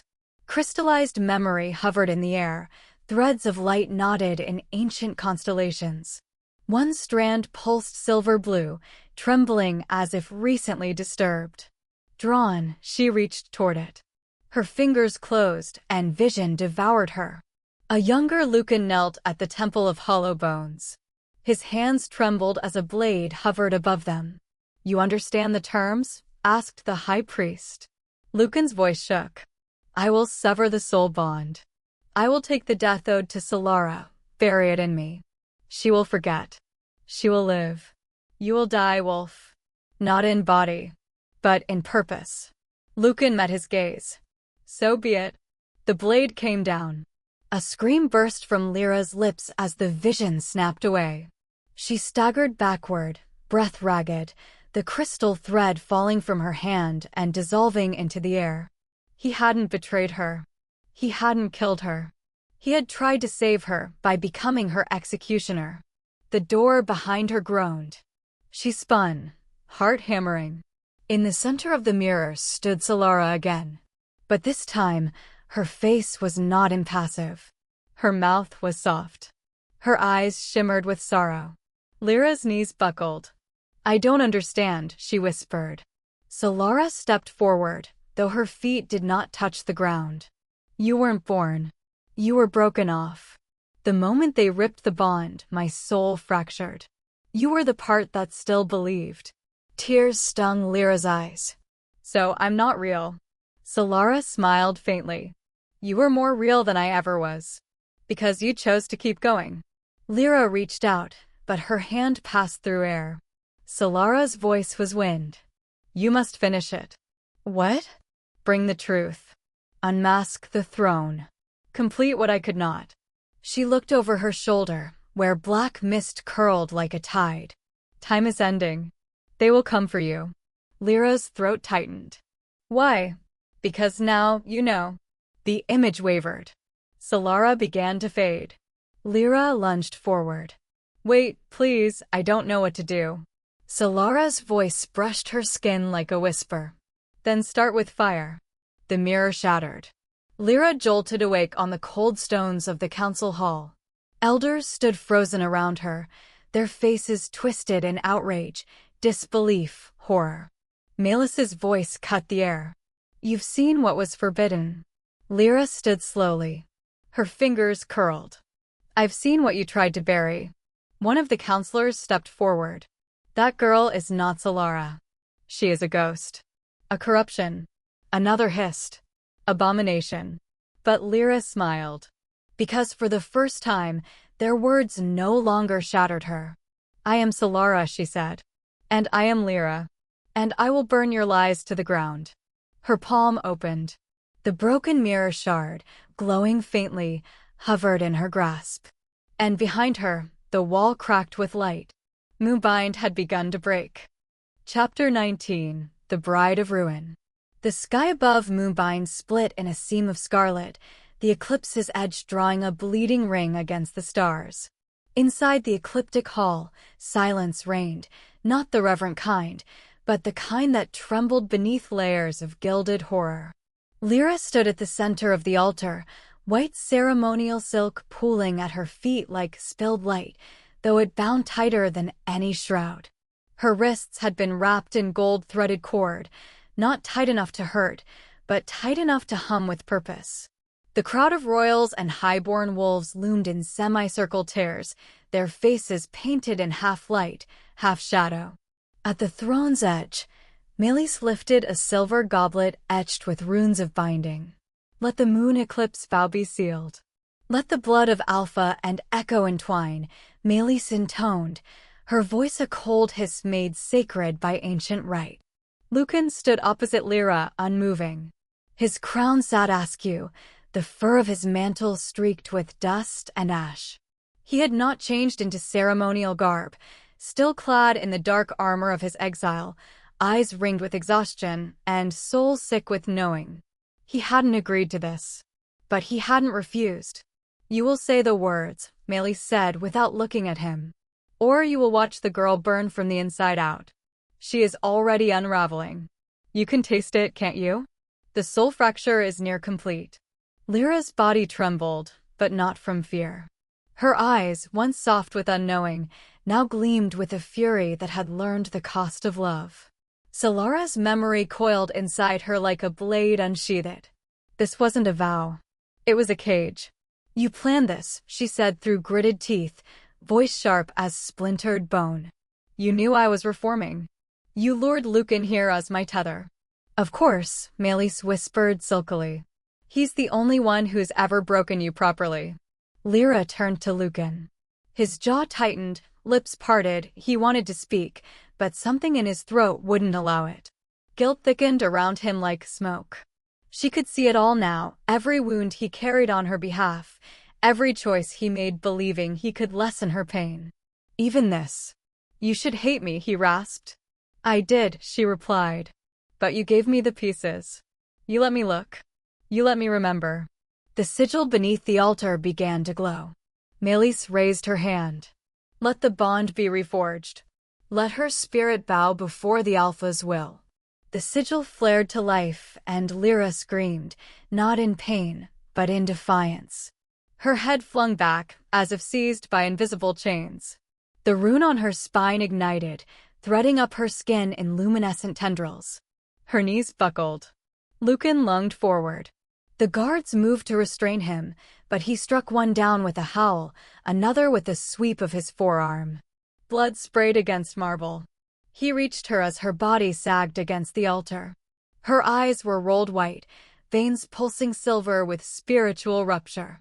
"Lyra." "No," she said, lips barely moving. "Don't speak her name." He froze. A second voice had spoken. The voice that had once ruled this hall, had once bent the moons to her will. "Sylara." Golden light flared from her irises as she lifted her head and smiled.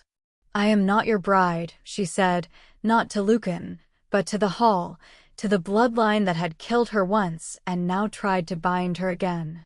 "And I will not be your ruin." Then she drove the blade into her own chest. It was a ceremonial dagger meant only for symbolism, lightweight, dulled by age. But she twisted it hard, pressing it between ribs until it pierced through the spirit sigil etched on her skin. The rune exploded in a blossom of violet fire. Lucan caught her as she collapsed. The sigil beneath the altar shrieked, the magic unraveling with an audible scream. Cracks spiderwebbed across the marble floor, crimson fissures erupting in each direction. The hall shook. "Lyra, Lyra, don't." She was cold in his arms, breath shallow, a ghost coalescing between worlds.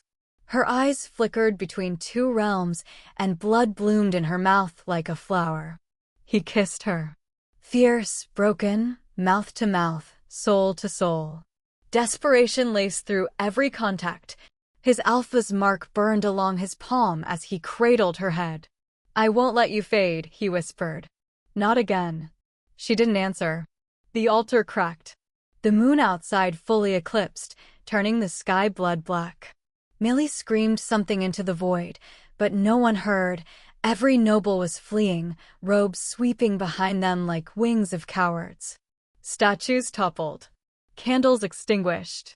And the central dais began to fall inward, a pit of shadow opening beneath. Lucan held her tighter. The magic roared as if insulted by mercy. He wrapped both arms around her, curled his body around hers, and let the collapse take them whole. They fell. Through light. Through blood. Through the memory of the vow and the ruin of it. Silence then. Somewhere in the darkness, a voice whispered, "You came back." He stirred, barely conscious, but still breathing. A glow rose from beneath him. Not the magic of runes, but of something older. Of bone memory. Lucan opened his eyes to find golden ones looking back. Sylara. No, Lyra. Both. Hair tangled across her cheeks, lips cracked and pale, but she was alive. Her fingers moved weakly to touch his jaw. "You weren't supposed to love me," she whispered. He let out a half sob, half laugh. "I tried not to. I failed too," she said, and tears trickled sideways from the corners of her eyes. "But I needed to know.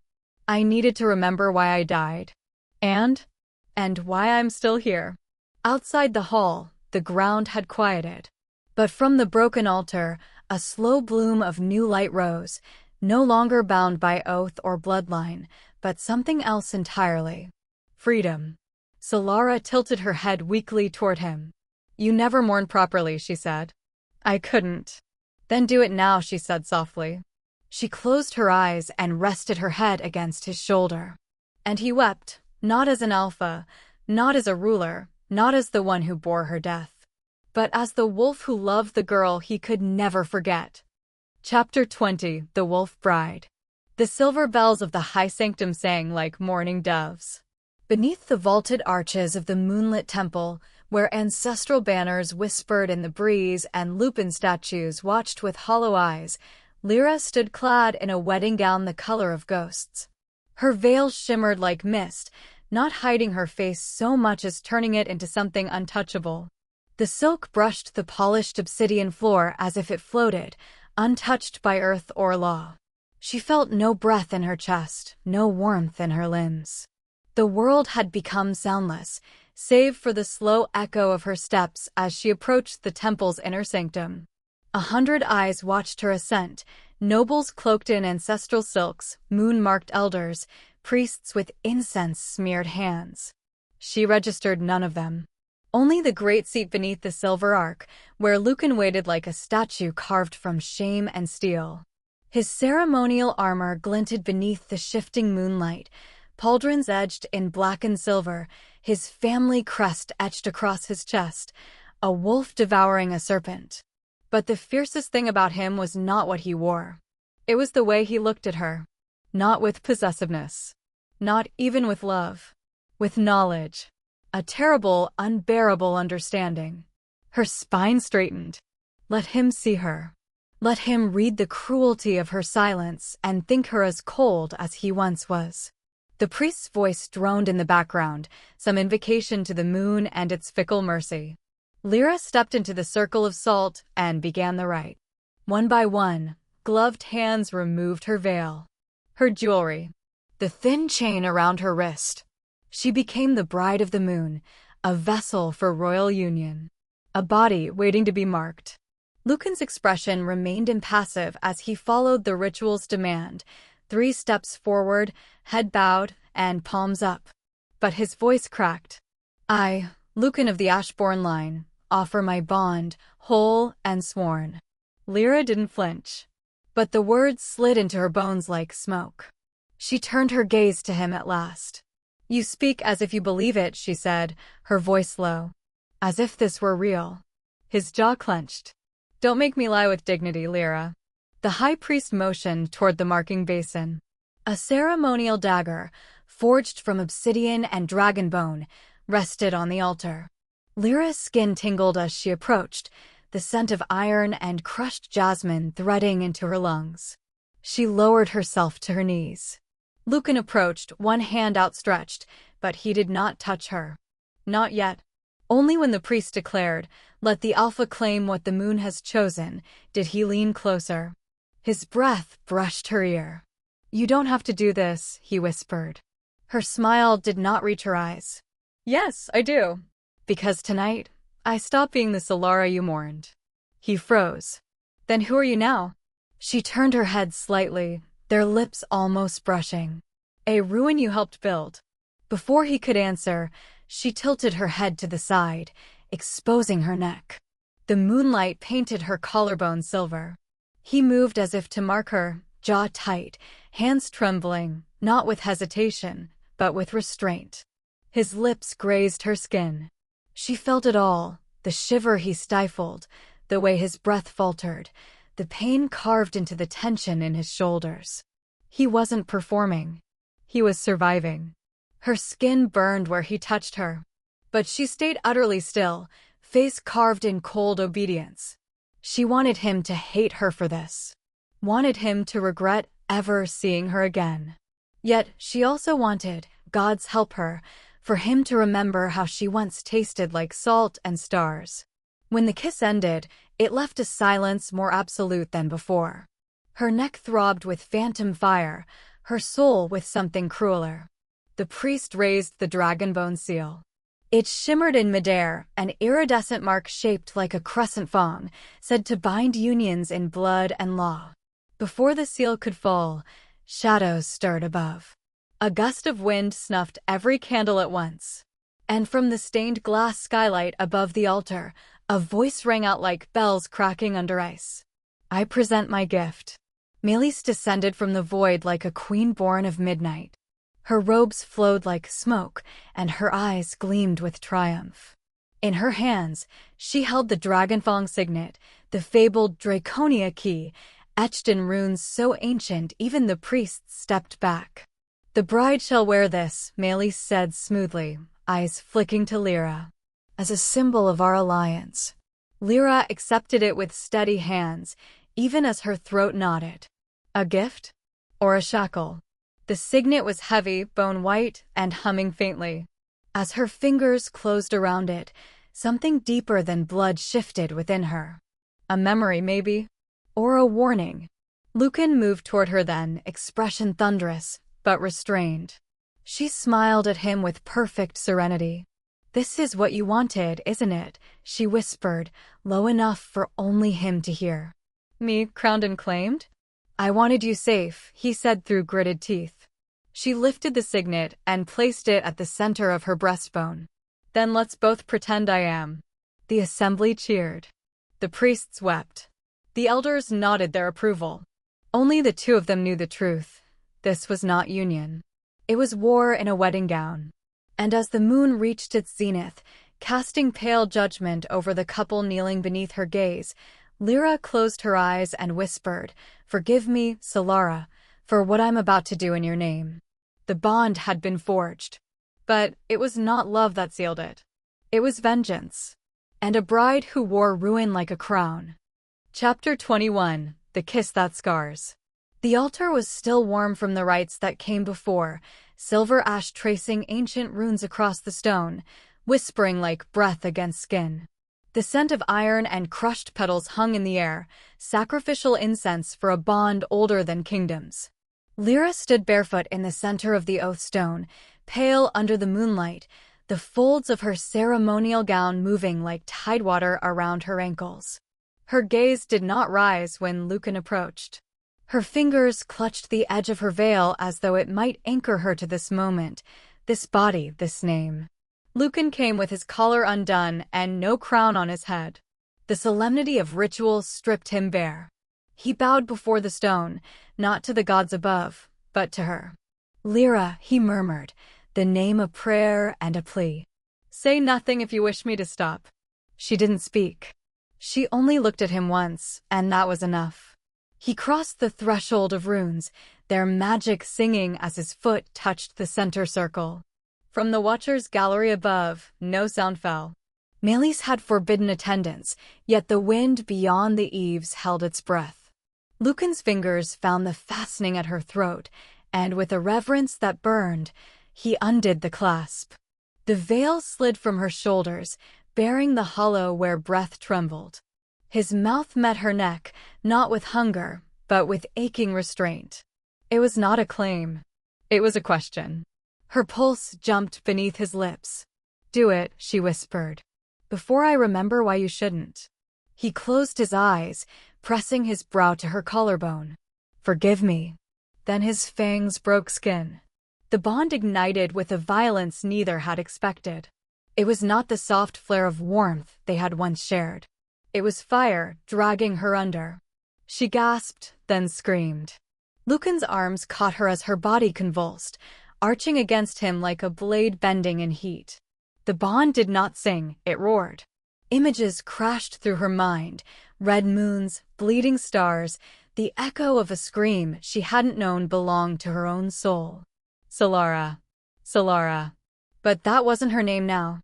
Lucan held her through the storm, but her limbs lashed, unmoored by pain and memory. Her fingers struck his chest, nails tearing into flesh. Blood bloomed beneath his tunic, seeping into his sash. He did not flinch. "Lyra," he breathed, voice hoarse. "You're safe. You're not alone." She clawed at him again, eyes wild, mouth torn between a cry and a curse. "You said you'd never mark me. You swore." "I broke every oath the day I let you die." Her legs gave out. He followed her to the floor, cradling her as her breathing raggedly fought its way back to rhythm. Tears streaked her cheeks, hot, furious, helpless. He wiped one away with his thumb. She recoiled. "I can't be her," she said. "Not again. Not the girl they buried. Not the bride they burned." "You're not," he said, gently. "You're more." Her lips trembled. "Then why does it feel like I'm bleeding her into me?" He guided her hand to his chest, where her attack had torn deep.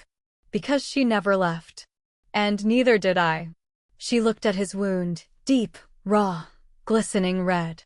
And for a moment, she hated him for enduring it without complaint. For taking her rage and returning only tenderness. For reminding her that there was no escape from him, not in love, nor pain. Her fingers, still trembling, pressed into the blood. Lucan didn't stop her. "If it helps," he whispered, "mark me back." She didn't. She leaned forward slowly, mouth near his wound, not to kiss, not to heal, but to breathe. To remember. Lucan tilted his head, watching her like a man trying not to drown. "You're shaking. So are you." They stayed there on the stone until the ritual seal glowed faint and gold beneath them. The bond, once severed, now beat again, slower, heavier, deeper.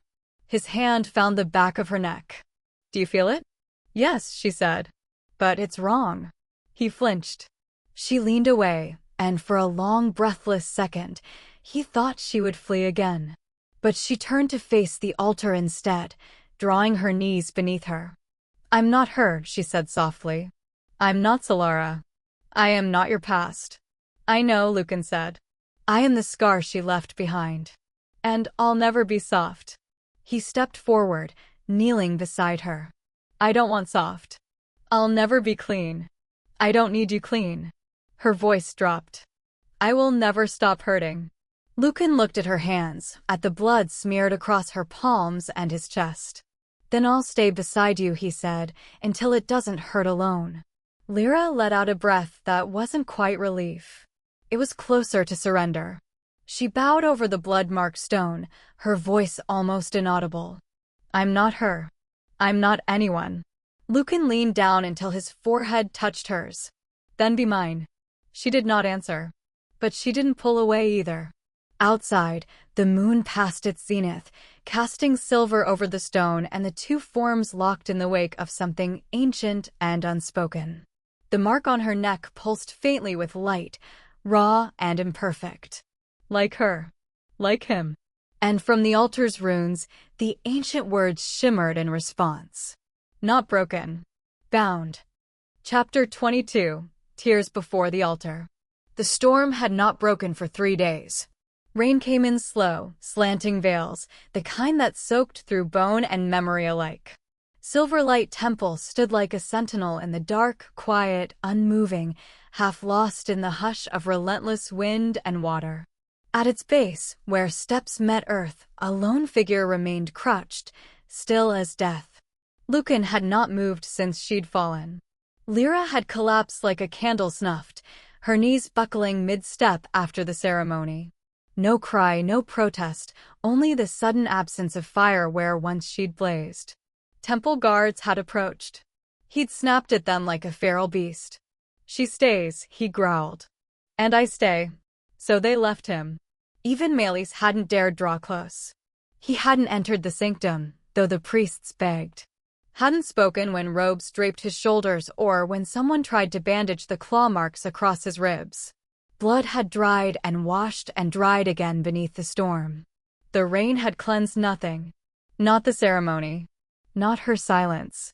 He knelt on the lowest step now, cloak soaked and plastered to his frame, arms resting limp at his sides, head bowed beneath the drip of the stone awning. Behind him, just beyond the veil of columns, Lyra lay within the temple, unconscious, unmoving, a thread of pulse, the only evidence of life. She hadn't stirred once. Not when the moonbind priests anointed her brow. Not when Melis declared her unfit to rule. He'd heard it all. From the base of the steps. She was always unstable, the whispers had spread. The curse shows now. A danger to the kingdom. A bride unfit for the throne. Lucan's jaw clenched until it cracked. He had done this. He had wanted to mark her, to claim her, to bring her back to herself. Instead, he had unleashed something older, something that twisted behind her eyes before they rolled back into darkness. He had kissed her with trembling restraint. She had answered with blood. His fingers still bore the crescent impressions of her nails. His chest ached from the strike she'd landed, more from her anguish than her force. He had knelt here every hour since. Footsteps sloshed behind him, slow, cautious, hesitating on water-slick stone. He didn't look. Lucan. It was Priest Mender Voris, the only one still brave enough to speak to him. He didn't answer. "You need rest. She is under protection. She breathes. That's all we can. I'll stay." His voice was hoarse, splintered. "Don't ask again." Silence. Then the priest bowed and left, sandals whispering away into the rain. Lucan let his head fall back against the stone. His hair, once gleaming, now clung in wet curls. Every breath tasted of copper. His body had long since passed into numbness. But it was better this way. He needed the pain to match what bloomed behind his ribs. He had thought, he had hoped, that giving her his mark, reopening the tether, would anchor her. He'd felt the surge of bond returning, the blinding flare of heat and scent and soul. But something else had risen in her too. Not Sylara. Not Lyra. Something older. Deeper. Untamed. She'd whispered it before she fell. "I am not her. I am me." He had no idea what that meant. But he had failed her. Again. Behind the veil of rain, shadows flickered at the temple's high windows, courtiers, advisors, the vultures of Melis's court whispering from a distance. He could hear them in the splashes of fabric and the click of jeweled heels. "She's not the rightful queen. Her mind is fractured. We must name a new Luna." They wanted to cut her out like a rotted limb. And yet, he did not rise. Let them speak. Let them plot. He would remain. Not because he believed she still loved him. Not even because she still bore his mark. But because he had once whispered to her, "I will not leave you again." Even if it killed him. The sky dimmed further. Dusk swallowed dusk. He didn't sleep. At some point, the bells began their slow, sorrowful toll.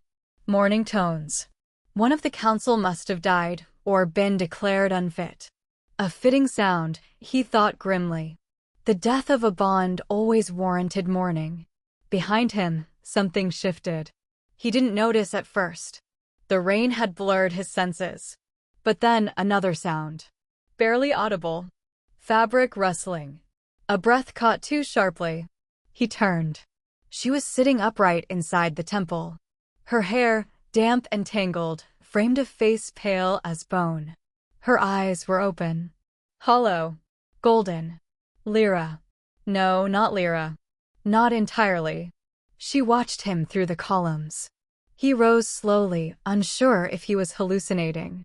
She made no move to beckon him, but her lips parted. A single tear slipped down her cheek, followed by another. He stepped forward. Lyra. She blinked, and her voice trembled, fractured and small. I saw you. His heart seized. What do you mean? She looked down at her hands. You didn't move. Not once. Not even when they mocked me. I couldn't, he whispered. If I left and you woke and I wasn't here. Her lip trembled.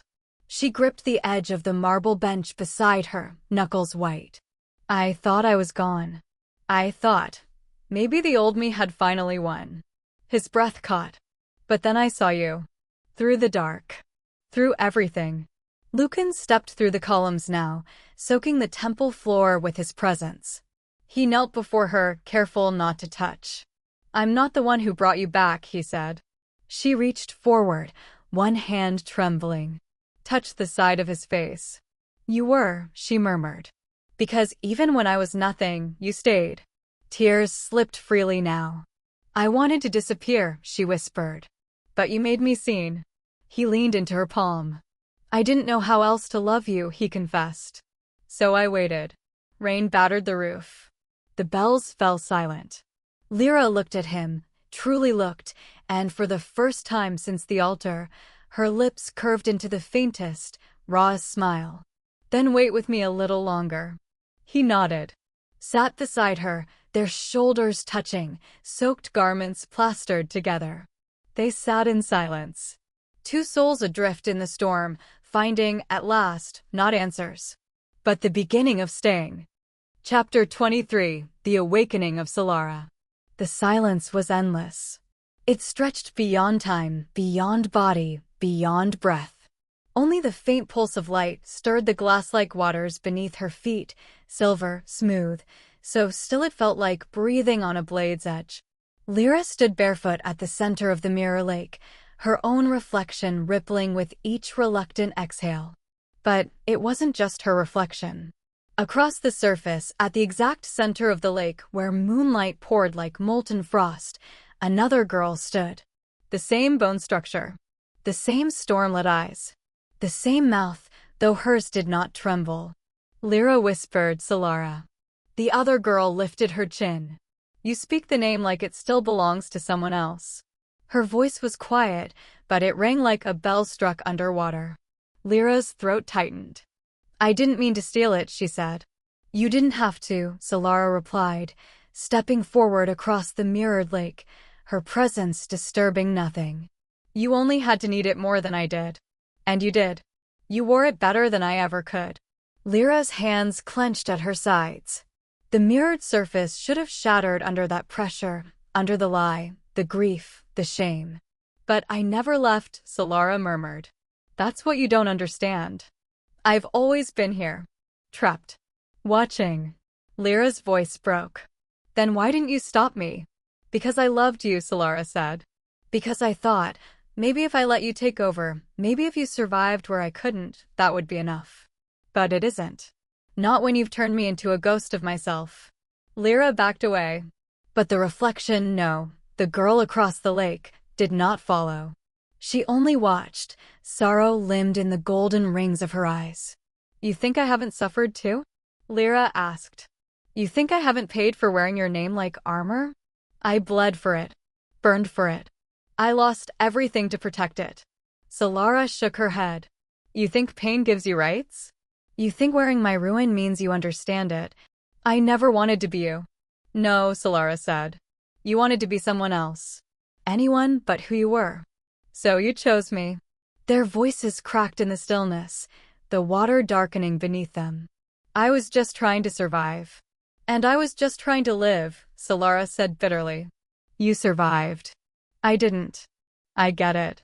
But now Melis wants to use my bones as her throne and your tears as her veil. A silence settled, cruel and absolute. Then, more quietly, Sylara added, I'm not angry, Lyra. I'm tired. So tired of being loved wrong. Lyra couldn't breathe.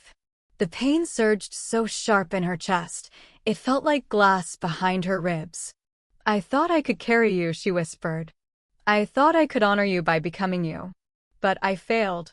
I failed both of us. Sylara looked at her. Really looked. And for a moment, they were not enemies, not strangers, not a fractured soul speaking to its echo. They were two girls. Lost. Hollowed. You didn't fail me, Sylara said. You simply became too much of me. I can't give you your life back, Lyra said. But I can give you something else. Solara's brows lifted. Help me destroy her, Lyra whispered.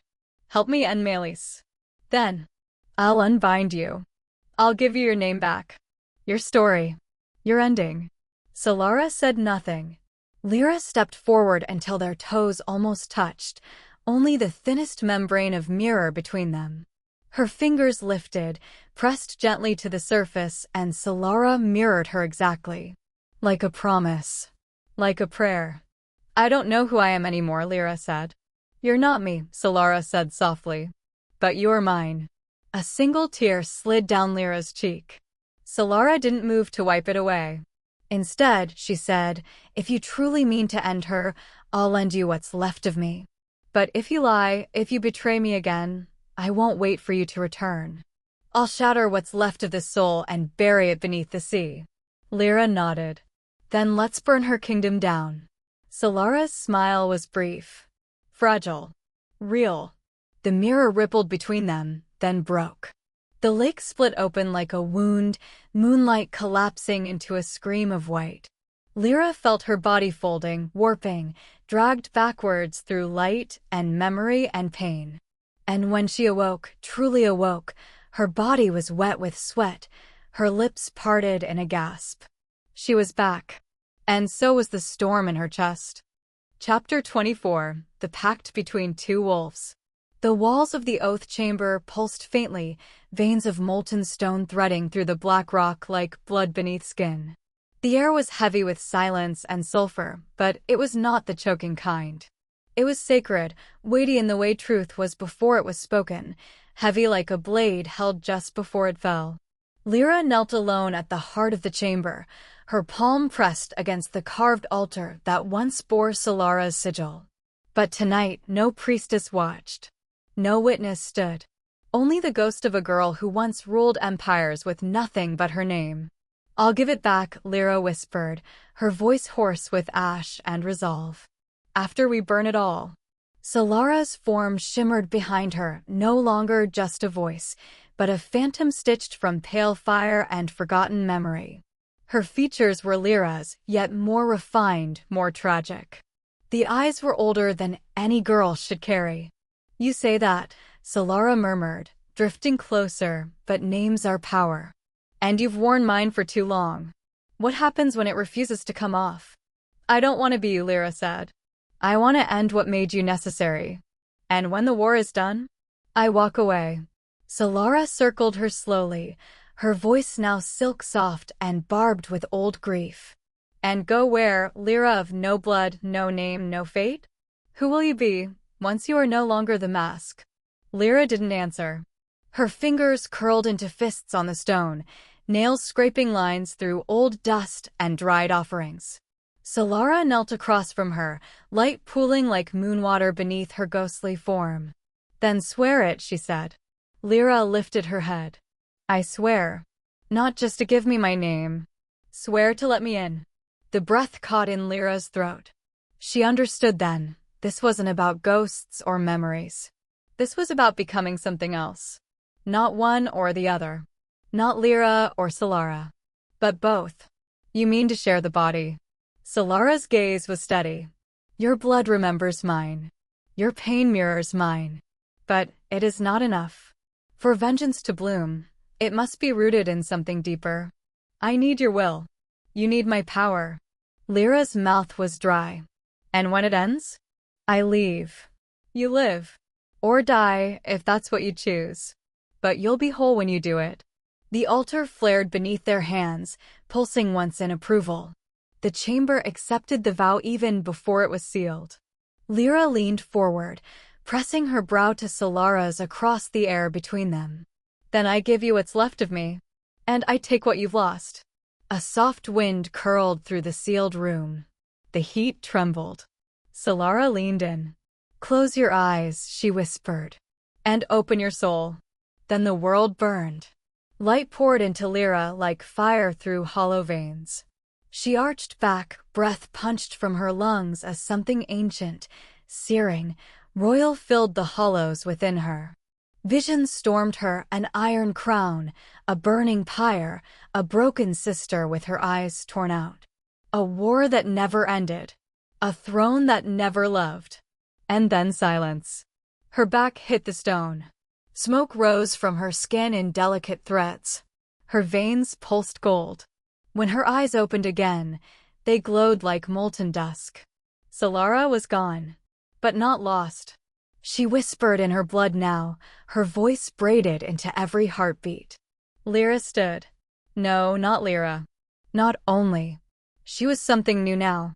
The markings on her wrist had darkened, old sigils resurfacing from beneath the skin like scars long buried. A ring of ash traced her collarbone, and at its center, a single firebrand mark, pulsing. A wolf's fang. She turned, and Thurn was there. She hadn't heard him enter. He leaned against the stone doorway, cloaked in black and moonlight, one brow arched. You're different, he said. Her smile was slow. Dangerous. Am I? He pushed off the wall, eyes scanning her, too intently. She held his gaze without blinking. I've seen warriors reborn, he said. Priests touched by flame. You're neither. Lyra stepped down from the altar. Then what am I? He didn't answer, but his hand hovered near the hilt of his blade. She could feel it, his uncertainty, the weight of it like static between them. She almost welcomed it. You hesitate, she said. Why? Because I knew Sylara, he said softly. And now I don't know if you're her or if you've become something worse. Lyra tilted her head, heat dancing beneath her skin. The magic throbbed at her fingertips, begging for command. Maybe I'm what she should have been, she said. If no one had broken her. His jaw clenched. And what would you do with that power? She stepped close. Close enough that he could smell the smoke in her hair, the god's fire behind her eyes. I'll burn down the kingdom that made her a ghost. Thurn didn't flinch. But something flickered behind his eyes. Not fear. Regret. You're playing with something older than you understand. I am something older, she said, her voice like silk drawn over steel. I carry her bones now. Her grief. Her fury. And you. She lifted a finger, trailing it down his chest until it rested above his heart. You can either stand beside me or be caught in the fire. He swallowed. And what about you, Lyra? Where will you stand when the smoke clears? She leaned in until her breath ghosted his lips. Nowhere. Then she turned away. The chamber trembled behind her as she stepped into the dark corridor. Alone. Alive. A fire. And for the first time in her stolen life, she did not look back. She stared down at the firebrand etched into her palm and whispered, Your blood, Sylara. Your blood will light their thrones. And the flame answered. Chapter 25, Ruin the Kingdom, Not the Man. The scent of sage oil and steel clung to the council chamber like old regrets. Rain hissed outside the stained glass windows, the light within dimming, yet Lyra stood in full brightness beneath the sun disk seal etched into the marble floor. She wore white, but not as a bride, white like snowfall that conceals a battlefield, white like the veil of a ghost who has returned for vengeance. Around her, the noble lords and war chiefs of Mubind squirmed in their lacquered chairs. Some whispered behind gloved fingers, others stared openly, hungering for weakness in her porcelain composure. She gave them none. My lords, she said, voice as smooth as venom slipped into wine, what does it say of a regency when the eastern granaries report flame and famine, yet your sons still polish their blades for courtly sport? A low murmur rippled through the chamber. Lord Brocker of the Ashen Reach leaned forward, silver hair braided in the old fashion. The queen would suggest this is the doing of wolves? I suggest nothing, Lyra replied, stepping down from the dais. But if your council prefers hunger over heresy, perhaps I misjudged who truly rules the throne Melis claims to guard. No one laughed, but the silence that followed was a fracture, thin, sharp, and widening. By day's end, the Blackridge supply lines rerouted to Lyra's faction under the guise of relief. By nightfall, 3 senior guards at the treasury post were reassigned. At dawn, the papers calling for grain stock revision bore a signature sealed not in wax, but in fire. She returned to the Queen's wing alone, removing the ceremonial veil and tossing it onto the hearth. Fire consumed it with a sound like laughter caught between grief and triumph. Lucan was waiting.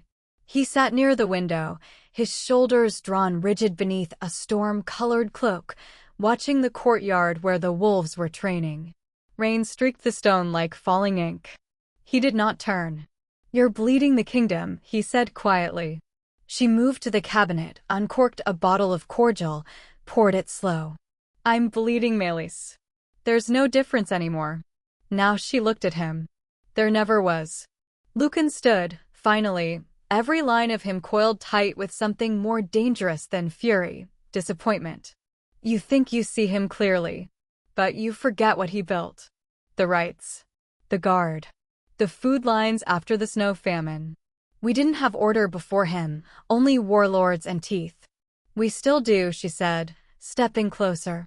Only now they wear rings and speak like scholars. You're tearing the threads of a kingdom we've barely held together. I'm unraveling the noose he tied with them. His hands closed into fists at his sides. You're not the woman I knelt for. No, she whispered. She died the day you chose his crown over my truth. They stood like that for a long time, 2 wolves shaped by different winters, circling, neither willing to bite first. Then his voice softened, raw at the edges. You're not wrong. That surprised her. She tilted her head. Say it again. You're not wrong. His gaze met hers, open, bleeding. But you're making a ruin of more than a throne. She moved close enough to smell the leather damp from his ride, the ash of the old bond still simmering between them. I would ruin a kingdom, she said, before I let it ruin the man I loved. Lucan flinched, just slightly. You still do. She touched his chest with a hand that no longer trembled. Too much. Then she turned away, because if she didn't, she'd drown in him again. And this time, neither of them would survive it. 3 nights later, the Moonbind Council chamber was whispering louder. The Queen poisons the water tables, see how the North Rivers blacken? She's burning the grain vaults in Silverfen. She married the old wolf and plans to slaughter the cubs. Melis watched these rumors from behind wine-dark curtains, eyes glowing like embers that refused to die. She cuts your name with every whisper, said the scribe at his elbow. She thinks whispers can unseat me, Melis murmured. Let's give her something louder. He sent for Lucan by Ravifire. The message bore no embellishment, no wax, no affection. One phrase only, cleanse the rot. Lucan found her at the glass courtyard, alone beneath the crescent moon. Snow petals from the weeping ash trees danced around her like a coronation undone. Melis sent word, he said.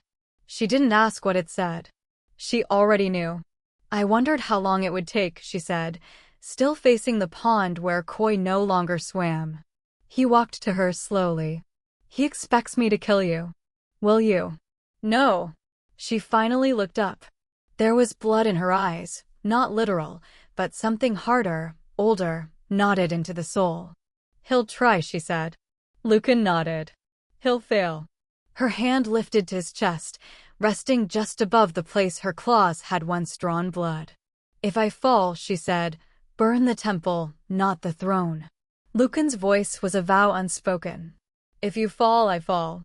And for that moment, despite the knives they both carried inside their ribs, there was only silence. Only the way her head tilted into his chest. Only the way his hand trembled against her back, not from fear, but from the unbearable weight of wanting her safe in a world that never would be. By dawn, the kingdom's coffers had shifted hands. By dusk, the city's water ran clearer. But when the bells tolled cold and hollow from the raven spire, the wolves knew.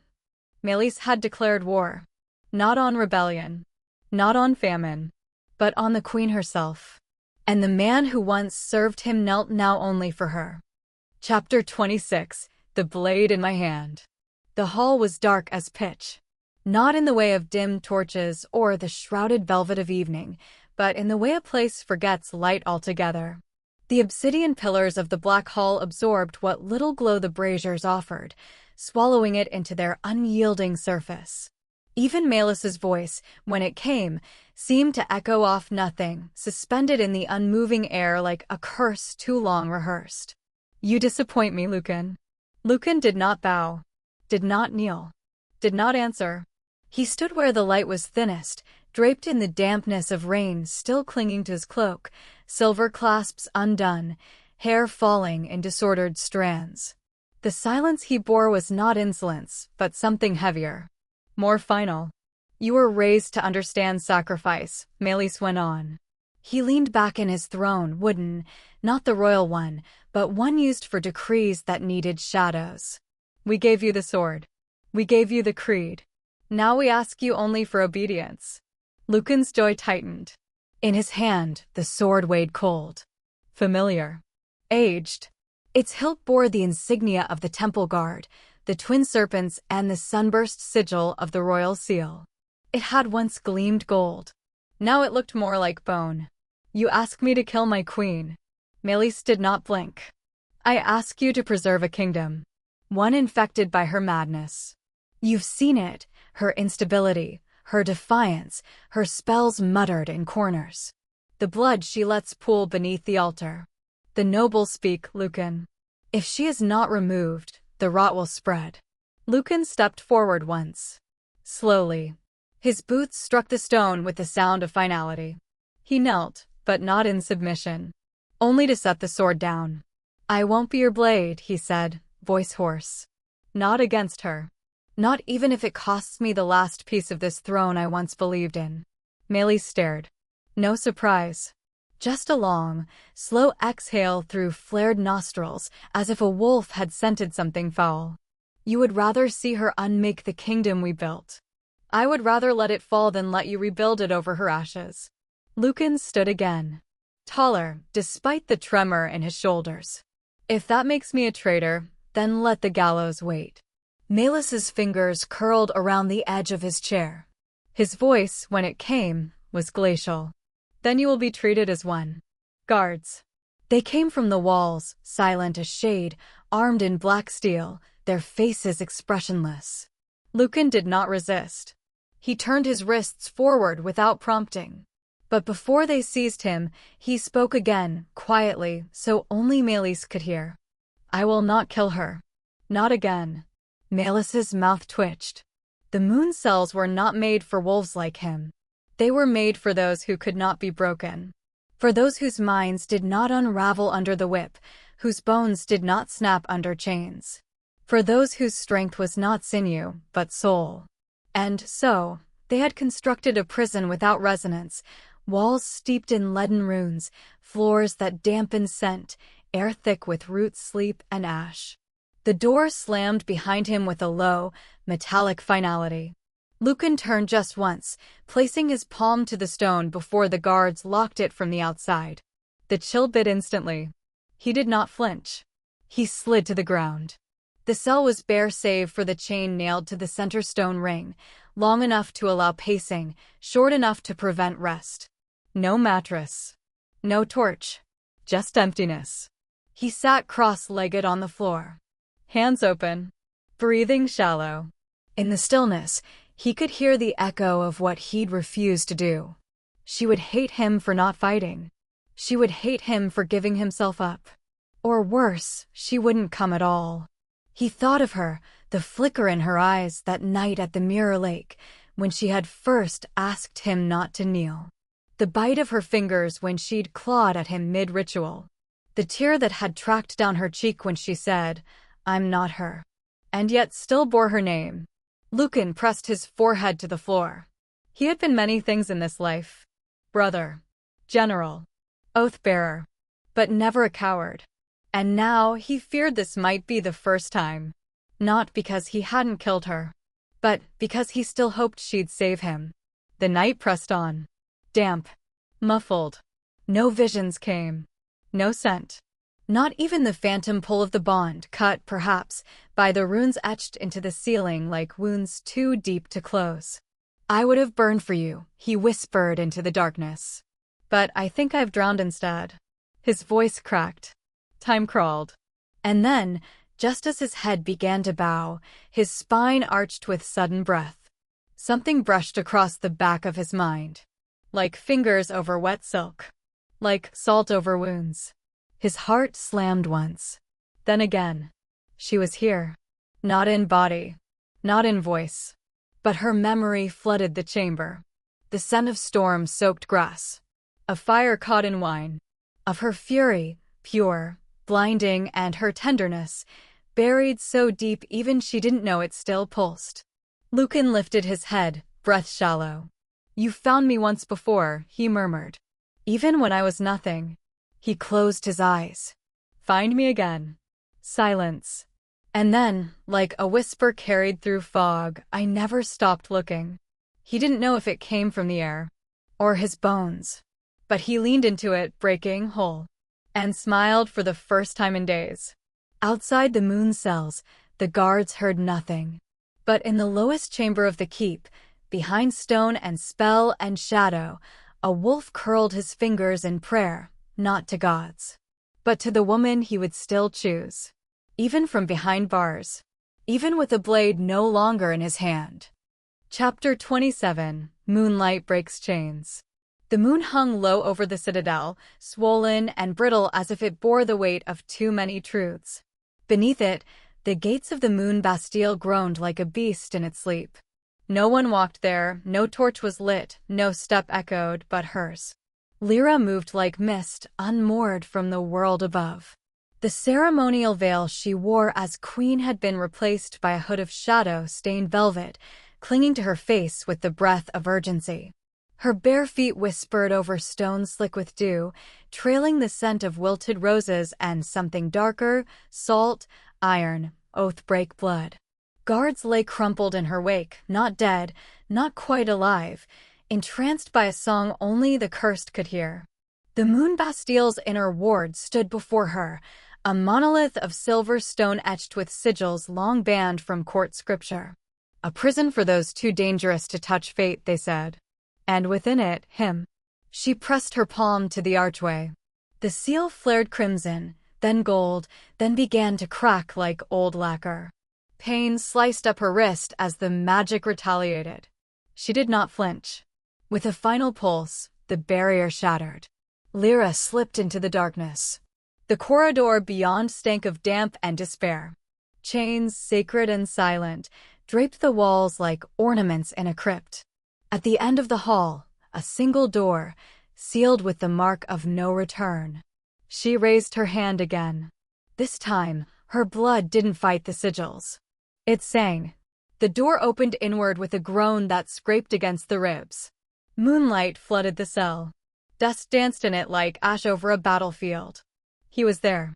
Lucan sat slumped in the center of the room, arms shackled, head bowed, as if the weight of silence had finally broken him.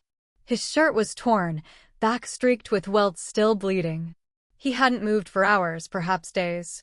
Lyra crossed to him, knelt. Lucan. No response. She brushed the matted strands from his forehead. Cold. Too cold. I came back. Still, nothing. She cupped his jaw, leaned in. Her breath brushed his lips, then her mouth met his, slow and deep. Not hunger, not yet. A memory. A plea. A call to return. Something flickered. His breath caught. Then the kiss deepened, his lips parting, responding, drinking her in like salvation. His chains rattled. Lyra. His voice cracked like old stone. You. Not a ghost, she whispered. Not a lie. Not this time. He stared at her, dazed. How? I learned the price. And I paid it. Lucan's hands lifted, slow and uncertain, still bound in sacred silver. She took them in hers, kissed the bruised knuckles one by one, then whispered into the locks the old tongue of the Forsaken Kings. The chain screamed, then shattered. His arms fell free and immediately curled around her, pulling her into his lap, holding her as if the world still tried to take her. You shouldn't be here, he said against her neck. I should have come sooner. Their lips met again, desperate, tangled, nearly breaking with what had gone unsaid. His hands roamed her body as if seeking proof, her pulse quickening beneath his touch. The cell pulsed with heat. Her fingers dragged down his spine, across every scar Melis had left. And still they kissed. Clothes fell away like ash from fire. Her body pressed to his, pale skin against blood-stained muscle, fever against frost. When he entered her, it was not lust, but reclamation. The slow rejoining of what had always been severed too cruelly. Her breath caught. His groan shook. They moved with a rhythm older than the kingdom that caged them, older than war, older than betrayal. His mouth worshipped every inch of her throat, her breasts, her ribs, her scars. Her nails dug into his shoulders, not in pain, but in disbelief. I thought I lost you, he whispered. I was never mine to lose, she answered. Their shared fire burst again, blazing not through their bodies, but their bond, raw and open once more. Outside, the moon Bastille groaned. A voice cut through the smoke of passion. You're not her. Lyra turned, still wrapped in Lucan's arms. They're in. He stood at the threshold, sword drawn, face thunderous. You wear her name, her scent, her crown, he hissed. But Sylara would never. I am Sylara, she said coldly. And I am not. You're a parasite, he snapped. A shade. A trespasser in her skin. Lucan rose then, naked, defiant, shielding her. She saved me, he said. That's all I need to know. Theron's jaw tensed. You've always been weak for her. Lucan stepped forward, unarmed, yet unafraid. Strike then. But know this, whatever she is mine. And I, his gaze shifted to Lyra, softened. I would be hers again. The silence that followed was sharp as a drawn blade. Theron hesitated. Too long. Lyra lifted her hand. Fire flared in her palm, scarlet etched with gold, the mark of Sylara reborn. The sigils curled upward like smoke, and with a single motion, she threw the flame. It did not burn Theron. It encircled him, binding, silencing, freezing him in place. No more traitors, she whispered. She turned to Lucan. We need to go. Now. Together, they fled, barefoot, blood-stained, alive. Through the crumbling halls, past the broken sigils, past the sleeping guards and collapsed arches. Behind them, the moon Bastille cracked with light. Flames erupted from its foundations. The prison that had held her mate collapsed beneath moonlight. And Lyra did not look back. Not as she ran. Not as Lucan took her hand. Not even as the first scream rose from the ashes. Her eyes were fixed ahead. On war. On ruin. On the thrones that needed burning. Chapter 28, The Truth Before the Throne. The throne hall, once veiled in alabaster light and sanctified hush, now breathed fire through every crack in its marble bones. Hundreds had gathered, a river of flesh and breath pressing in, the people's murmurs swelling into a storm. From nobles in feathered collars to peasants in soot-lined shawls, all stared at the raised dais, at the queen who should have been ashes, and at the man who wore the regent's crown like it had fused his skull. Lyra stood beside Lucan, her hand loose at her side, fingers dusted in dried blood, hair unbound and shimmering like night ink spilled across stone. She did not flinch under the weight of their stares. In her presence was no pleading, no apology. Only a terrifying stillness, like the eye of a god too old to weep. Melis rose from his false throne. You trespass, Lyra of the Hollow Veil. You speak in the name of a dead child and parade lies before the cradle of this kingdom. Lyra stepped forward. You named me Lyra, gave me ashes for memory and chains for breath. But I remember now. The fire. The blade. The hands that carved the sigils into my skin before I could scream. And you. She pointed, not with anger, but something colder. You turned me into an offering. The crowd recoiled as if her words carried smoke. Lucan's voice rang low, clear. They deserve the truth.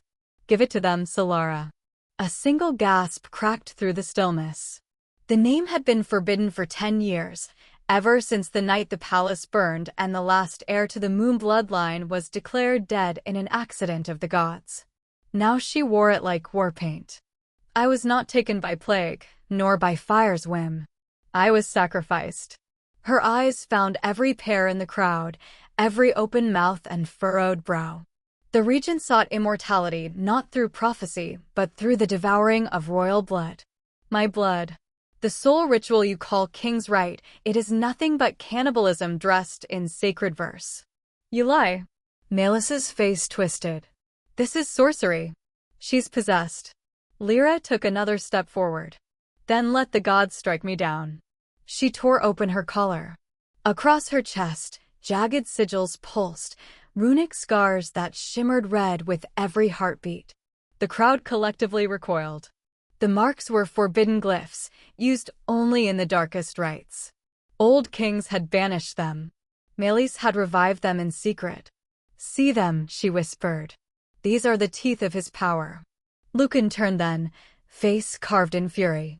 The souls he consumed, they were never chosen by fate. He carved fate with bone and knife. He turned a kingdom into a tomb. No, Melis drew his blade, the regent's fong, an artifact of old metal etched in king blood. You think you can sway them with tricks and old names? This kingdom owes me its breath. Without me, you would have burned. You lit the fire, Lucan said, stepping between him and Lyra. You stoked it with children's bones. A roar erupted, from the people, from the balconies, from the very walls. Bottles shattered. Stones flew. The court's polished silence cracked as citizens surged forward. Melis's guards formed a trembling shield around the dais, but even they exchanged nervous glances. Lucan, Melis said, you swore fealty. Lucan drew his own sword. I revoke it. The two blades clashed, not with the grace of ceremony, but with the thunder of judgment. Lucan, bloodied and bruised from prison, fought like a man reclaiming something sacred. Melis fought like a cornered beast, every stroke tinged with panic. Lyra did not intervene. She stood with the people now, bare feet on stone, voice louder than steel. This kingdom was built on lies. I do not ask for revenge. I ask for reckoning. With a final strike, Lucan disarmed Melis. The regent's fong clattered down the steps of the dais. But Melis did not fall. He lifted his palms, fingers drenched in sigil ink, and chanted. The floor trembled. A glow burst from beneath the tiles. Blood-red light arced from Melis's body to the throne behind him. The moonstone seat, symbol of royal continuity, cracked down the middle with a sound like thunder splitting bone. You would dethrone me, he screamed. Then you will have no throne.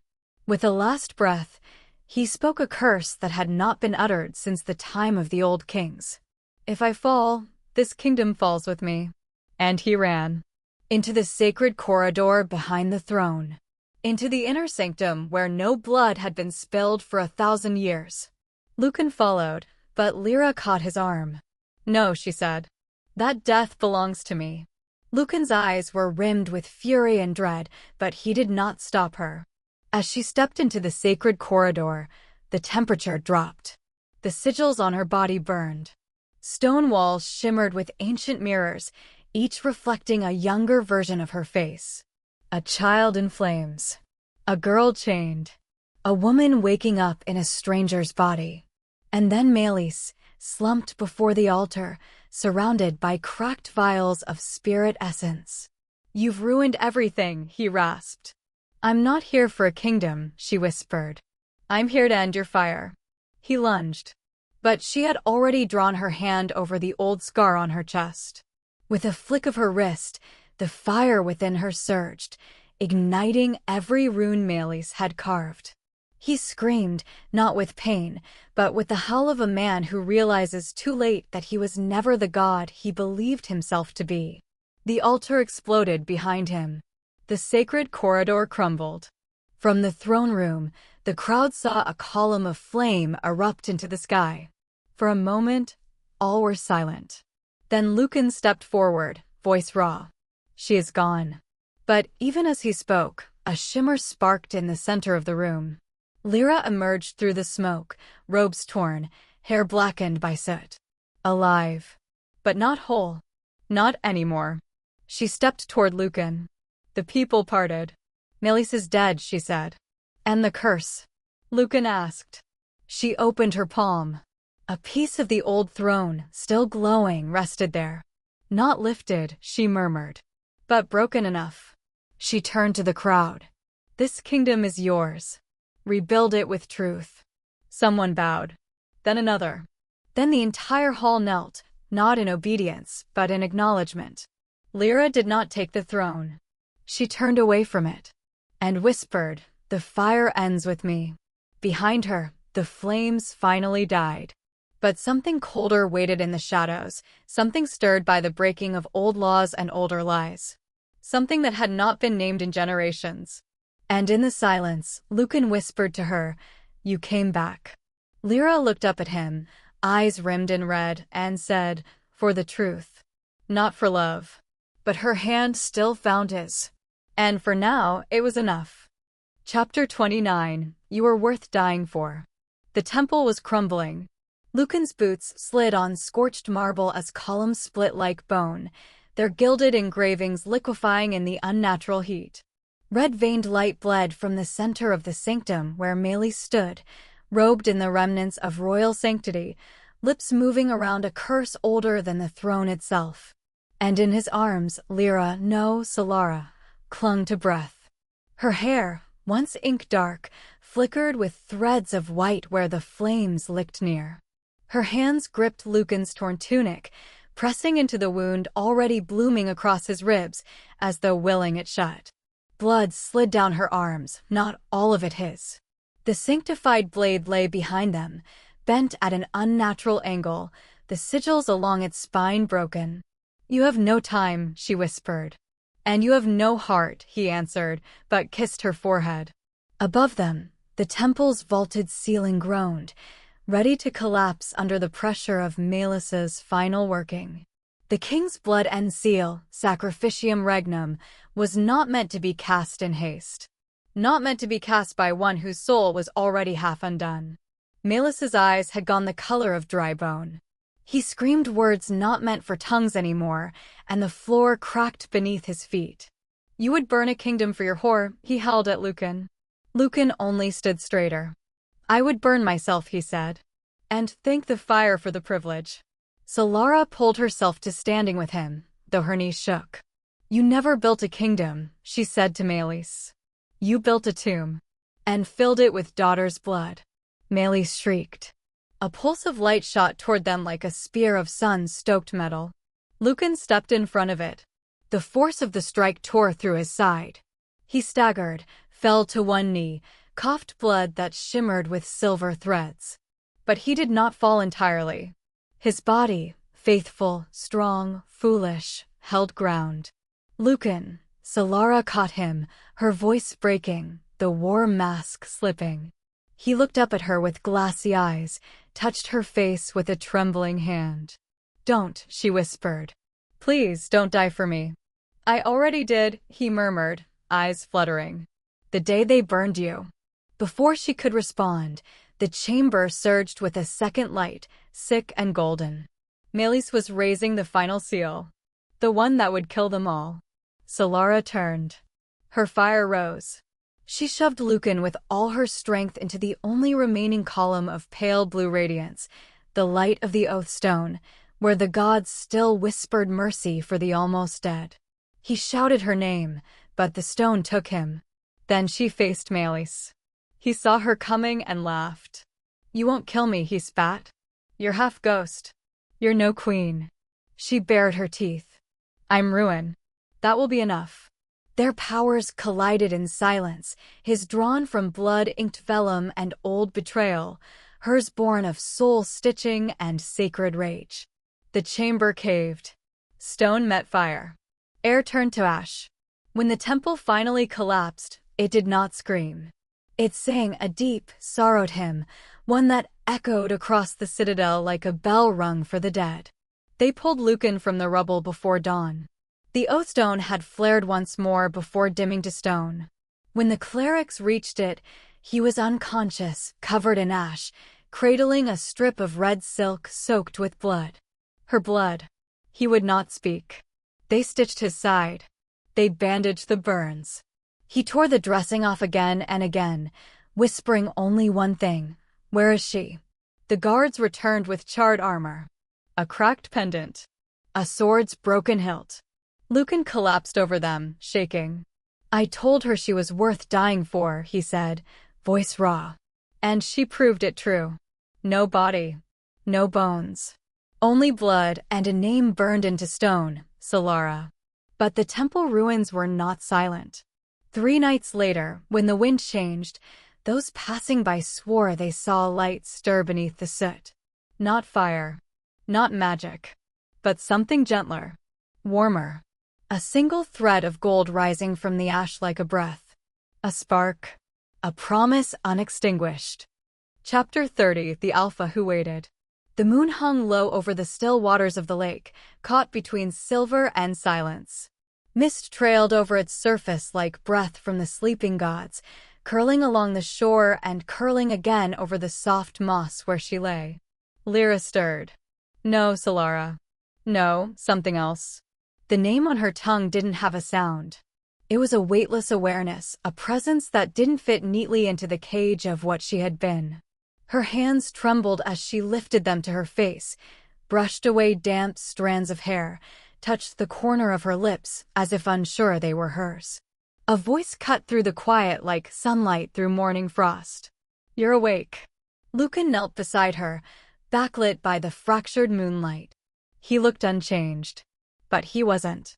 Not entirely. His eyes were the first to betray it, brighter, gentler, rimmed in sleepless shadow.